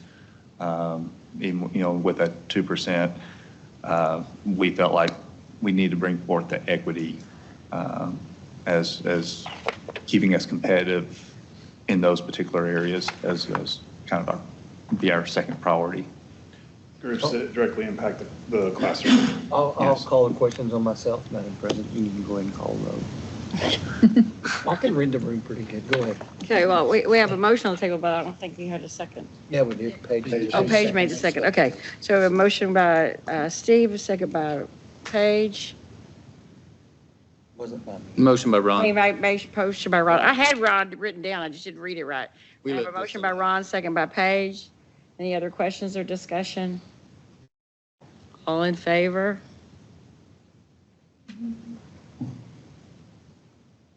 Opposed? Then just bring it back next week. Motion does not carry. I think there might be another Your motion. motion was exactly what, 3%? Is that what you? 2%. Okay. All right. That was Ron's motion. That was Ron's motion. 2%, correct. Steve brought up the fact that we should do 3%. Okay, got it. So can we make another motion? We can, but we may end up in the same spot. We might. What are your thoughts, Jerry? You've got a lot on your plate right now with a big deficit budget. You think it's financially responsible to go to 3 with some of the stuff out there with vouchers and everything else looming at some point? It's a lot. We've had a lot of conversation in our office about how it is that we get back to a place where we have a balanced budget. Northwest is another district that they just passed a balanced budget. And so in my mind, we have to eventually get much closer to a balanced budget than where we are right now.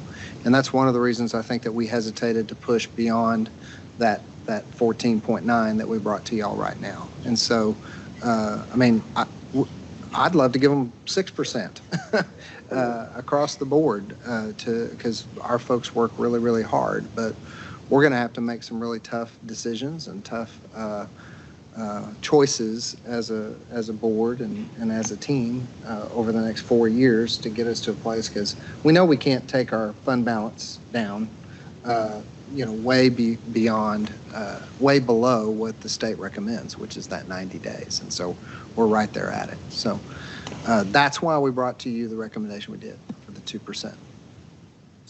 Again, so the 2% keeps us right where we are as far as a competitive level between other folks. We really don't move up or down. We stay right Keeps where us we in that middle tier.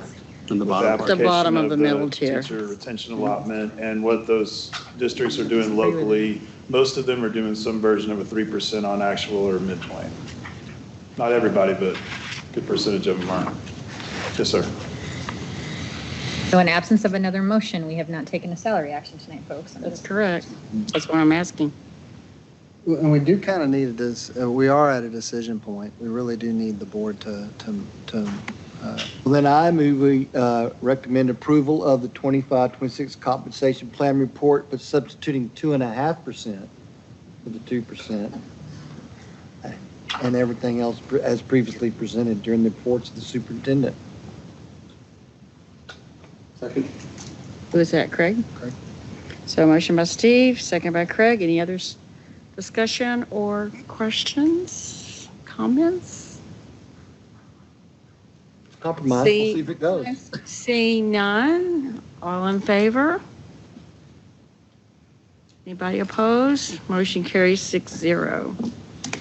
Thank you all very much. Thank you. And now we have this, pardon me? I'm just. And then we have the second, when Mr. Mogan about the supplemental compensation plan report. Yes, compensation plan.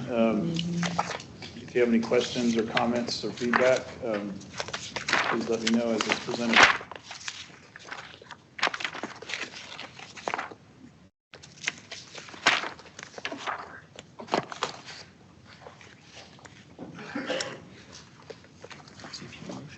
I move we approve the 25-26 supplemental compensation plan as previously presented during the reports.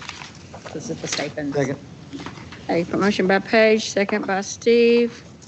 Any discussion or other comments? I know we had several questions earlier. All in favor? Anybody opposed? Motion carries 6-0. Thank you. Thank you. Mr. Mogan. Dr. Waters. Welcome back. Good evening. At this point, I'm coming to you with an action item to approve the student code of conduct as was presented earlier in the. So moved. Second. Motion by Paige, second by Ron. Any discussion or questions? All in favor?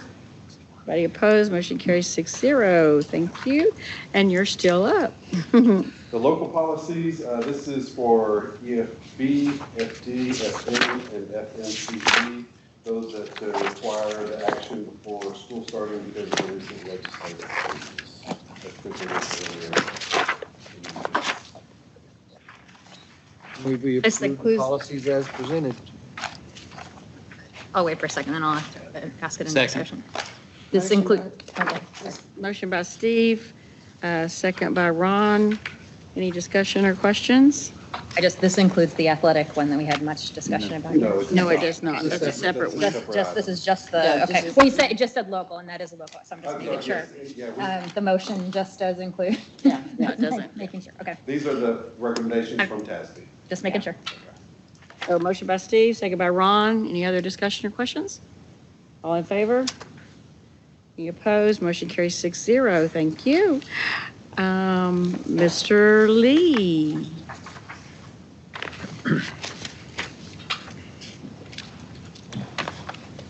Good evening. The district conducted a request for competitive seal proposal for the construction of Dick and Heidi Elkins Agricultural Science Complex. Under this procurement method, contractors were invited to submit two parts. Part A, which included the proposed pricing, and Part B, which detailed the contractor's qualifications. 5 qualified vendors submitted Part A proposals. Of these, only Pope Construction, the Chrisman Company, and Joesta Construction submitted qualifications under Part B. A review panel composed of district staff and representative of VLK Architects evaluated and ranked each contractor based on pricing, project experience, personnel, and other criteria outlined in the attached selection ranking. After a comprehensive review of all evaluation factors, the district determined that Poe Construction offers the best overall value for the project. The recommendation is to enter into contract negotiations for the construction of Dick and Heidi Elkins Agricultural Science Complex with the highest ranking contractor, Poe Construction, for a proposed amount of $20,886,600. In the event that the district is unable to successfully negotiate a contract with Poe Construction, the board then authorizes the administration to discontinue negotiations and proceed with the next highest ranking contractor until a mutually agreeable contract is secured. So moved. Motion by Steve, second by Craig. Any other discussion or questions? What was our budget? Do you remember? What did we budget for that? $27.5 million. So I'd say if construction's around that $20 million mark, our basic book will be very small compared to a regular school. So I think we're doing very well budget-wise. Thought it was more. Okay. Any questions, other discussions? All in favor? And opposed, motion carries 6-0. Mr. Lee, you still are up for the Saginaw High School building renovations. The recommendation to designate construction manager at risk as the method that provides the best value for Saginaw High School building additions and renovations. I know in previous meetings we've talked about some of the advantages of the CMAR method. I just wanted to outline to the board some of the main reasons why CMAR best fits this project. As Lee mentioned earlier, there's going to be multiple phases of the project. We've got existing utility and electrical easements that we have to vacate, and we have to keep certain utilities in line while we're building the foundation of the addition. And so it's important that in both phases that get bid out at different times, we have the same contractor. One contractor is responsible for the coordination, and one contractor is responsible for making sure that none of those things conflict. The other piece too, as you saw, we're touching all areas of the campus, and so I think an extensive safety plan is going to need to be created. And so getting a contractor prior to the start of construction will be really important because we can meet with staff, we can meet with athletics, and we can determine what that safety plan needs to be and have a game plan going in prior to the contractor just assuming what that is and throwing a number at it. The next piece is getting accurate cost estimates. We're able to get 50% CDs, so 50% of the documents are completed. We can get an estimate there, see how we're tracking budget-wise, and then again, we'll do it again at 95%. So this could be a tight budget with this project, and so we just want to ensure that we're getting, one, accurate pricing and that the building that we are designing fits within the budget that we have. And then the last piece is early procurement of certain equipment, or if we need to pull something out, like a steel package, to ensure that we can get it for the summer, we have the ability to do that as we have a contractor hired already. So those are some of the benefits. That's why I believe that this is the best procurement method for this project. I'd be willing to answer any questions. Question, will you guys hire ICE for this too, or no? Will you have an independent cost estimator outside of just the contractor, and you guys won't have? No, we're not. VLK and the general contractor will be our primary estimating resources. All open book estimating, right? Correct. So we'll see everything. Okay. Yeah. And we see everything. Yeah. And you'll be presented what the 95% estimates were, and then when we present the GMP, you'll be able to compare and see where we succeeded and where we missed a little bit. Okay, thank you. We've got the project now where there's not going to be a delay. Didn't we redesign the contract now so that we're building and? Correct, that's correct. So it's going to be in two phases. We have to, again, vacate those easements, but we'll build out front of the existing facility and keep it running. And then once that is completed, we'll transition all the students and the coaches to the new facility and then demo the old and build the turf room. I'm sure Boswell's going, we've done this, been there, done that, y'all go right ahead. That is very factual.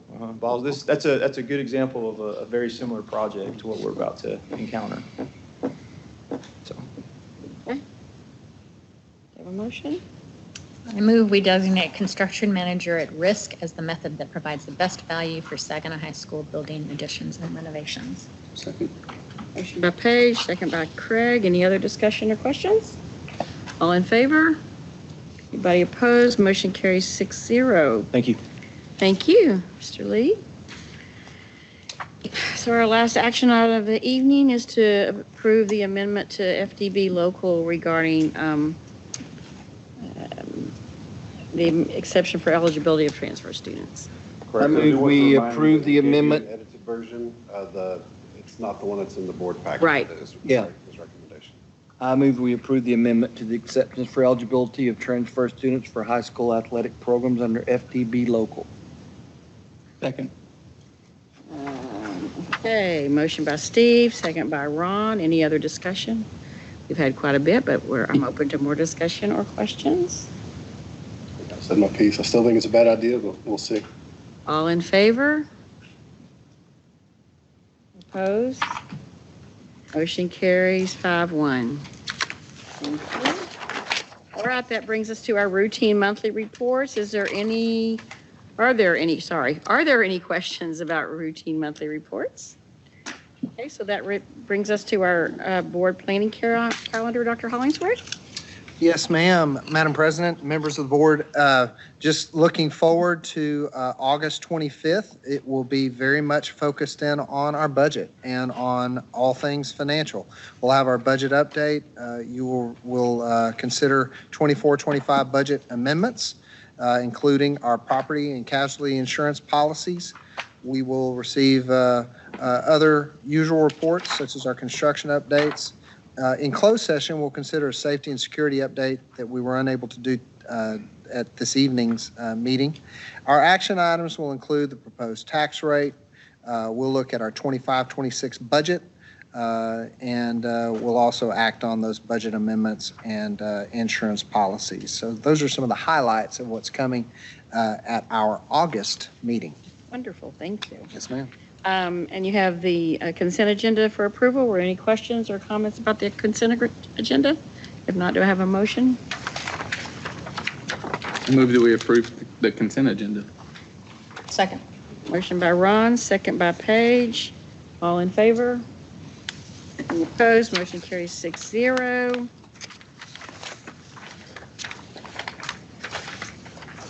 Okay, well, the only announcements I have is I can't believe summer's over and school is getting ready to start. That's crazy. But new hire orientation is this week. It's upon us. And those buses will be stopping in front of my house and the kids will be gathering and my dogs will be barking. So, but new hire orientation is Wednesday, and then all campuses come together for all the new hires on Thursday. Is that right? That's right. And on Friday, and then all Friday, of our teachers everybody are back. reports Yeah, back. everyone's back. Crazy, very Is it crazy. a work day Friday? Or It is that for most. For most. Yeah, and then convocation is August 4th, and there's information, you have information about that in your green folders, as well as a couple of other things. And then for those of you, SLI will be in September, so several of us, if not all, hopefully all of us. TASB. TASB. I mean, I said SLI. It's really TexEdCon now, but it's TASB, but it's TexEdCon or something called, something That's right. silly. But anyway, that is September, mid-September, so hopefully all of us can go to that. And Kim, are you making reservations for us? Have you made reservations? You already have, perfect, great, thank you. Just a word on convocation. It is not going to be just our typical convocation. It is a cooperative venture between our communications team and our education foundation, and going to be some really going to be some really cool prizes that are going to be offered up. So it's pretty neat. And also in your folder, there was our new school board adoptions. So Kim has assigned us our new schools for the new year. So make sure that you see those and mark them accordingly. We'll be excited. Well, you've got open houses coming And up. open So if you have houses. elementary schools on your list there, it's a good time to kind of go Pop make in, contact with the principal and the kids. Absolutely. I do. We're getting that a little bit earlier. I love Yes, we get, yeah, it's earlier. that we can yes. do this. Brilliant. I like Good job, Kim. Good job, Kim. So you should have, if anybody has a question about those, let us know, but looks like I think Kim keeps a running record, so tries to make sure we have different schools every year, so we appreciate it. Yeah. You had them all yet? I'm going to some I've never had. I'm going to Eagle Mountain High School and Elizabeth Lopez Hatley Elementary. There you go. All right. Okay, well, that brings us to you, Dr. Hollingsworth, and your remarks about leadership and learning. Yes, ma'am. Thank you so much. This month, I was pleased to participate. I've shared with y'all before, I'm part of what's called Friesland. It's the Future Ready Superintendent's Leadership Network. That's why they call it Friesland. It's a superintendent designed and led group, really focused in on best practices and really implementing the visioning document, which is actually getting an overhaul. And I actually was part of the team that began to look at the visioning document, which was written in 2008. It really was a group of superintendents coming together. Hey, we're really good to talk about what we're against. Let's say what we're for. And so that's what Friesland is all about, is about districts that implement the visioning document. So I'm pleased to be a part of that. Nuts and bolts took place last week on Thursday. We brought together district leaders and campus leaders from throughout, and assistant principals, and they spent time together as teams working on a number of departmental topics that you see there listed, ranging from special programs to technology to safety and security. And then on July 22nd, we came together once again with Dr. Greg Gibson to begin to really finalize our balanced scorecard. So excited to see the balanced scorecard come together. I would say, I don't know, Dr. Behringer, we're probably maybe 85% complete. Yeah, so we're getting really close, and we'll have those 4 clear priorities. We'll have very clear strategic objectives that we measure our progress against, and we'll report on those on a real regular basis. Y'all will become intimately familiar with our balanced scorecard, so we're really excited about that work. Upcoming events, y'all have mentioned several of them. We have on Wednesday and Thursday new hire orientation. Our new hire welcome is on Thursday at Eagle Mountain High School. We'll do our back to school bash takes place at the HCTC this Saturday morning. We'll give out a bunch of backpacks to our kiddos. Convocation, as y'all mentioned, is on Monday, August 4th. We'll have our elementary in the morning and then our secondary in the afternoon. That's going to be a lot of fun with your elementary Meet the Teacher nights taking place on August 11th. Your first day of school for the kiddos is going to be on August the 13th, which is Wednesday.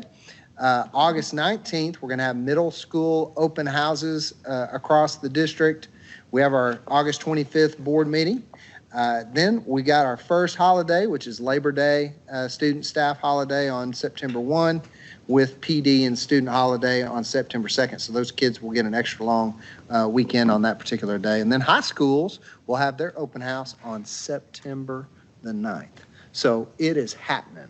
It's happening. I'm geeky enough. I love it all. I love the beginning of school. So it's fantastic. That concludes I my still love remarks. going into Target and seeing all the teacher school supplies. It's fun. It's fun. So I'm geeky too, I guess. Okay. Well, Madam President, there's no further business to come before this board. I move we adjourn. Okay. I have a motion by Steve, a second by Paige. All in favor? Anybody opposed? Motion carries 6-0. The meeting is adjourned at 9:41 p.m.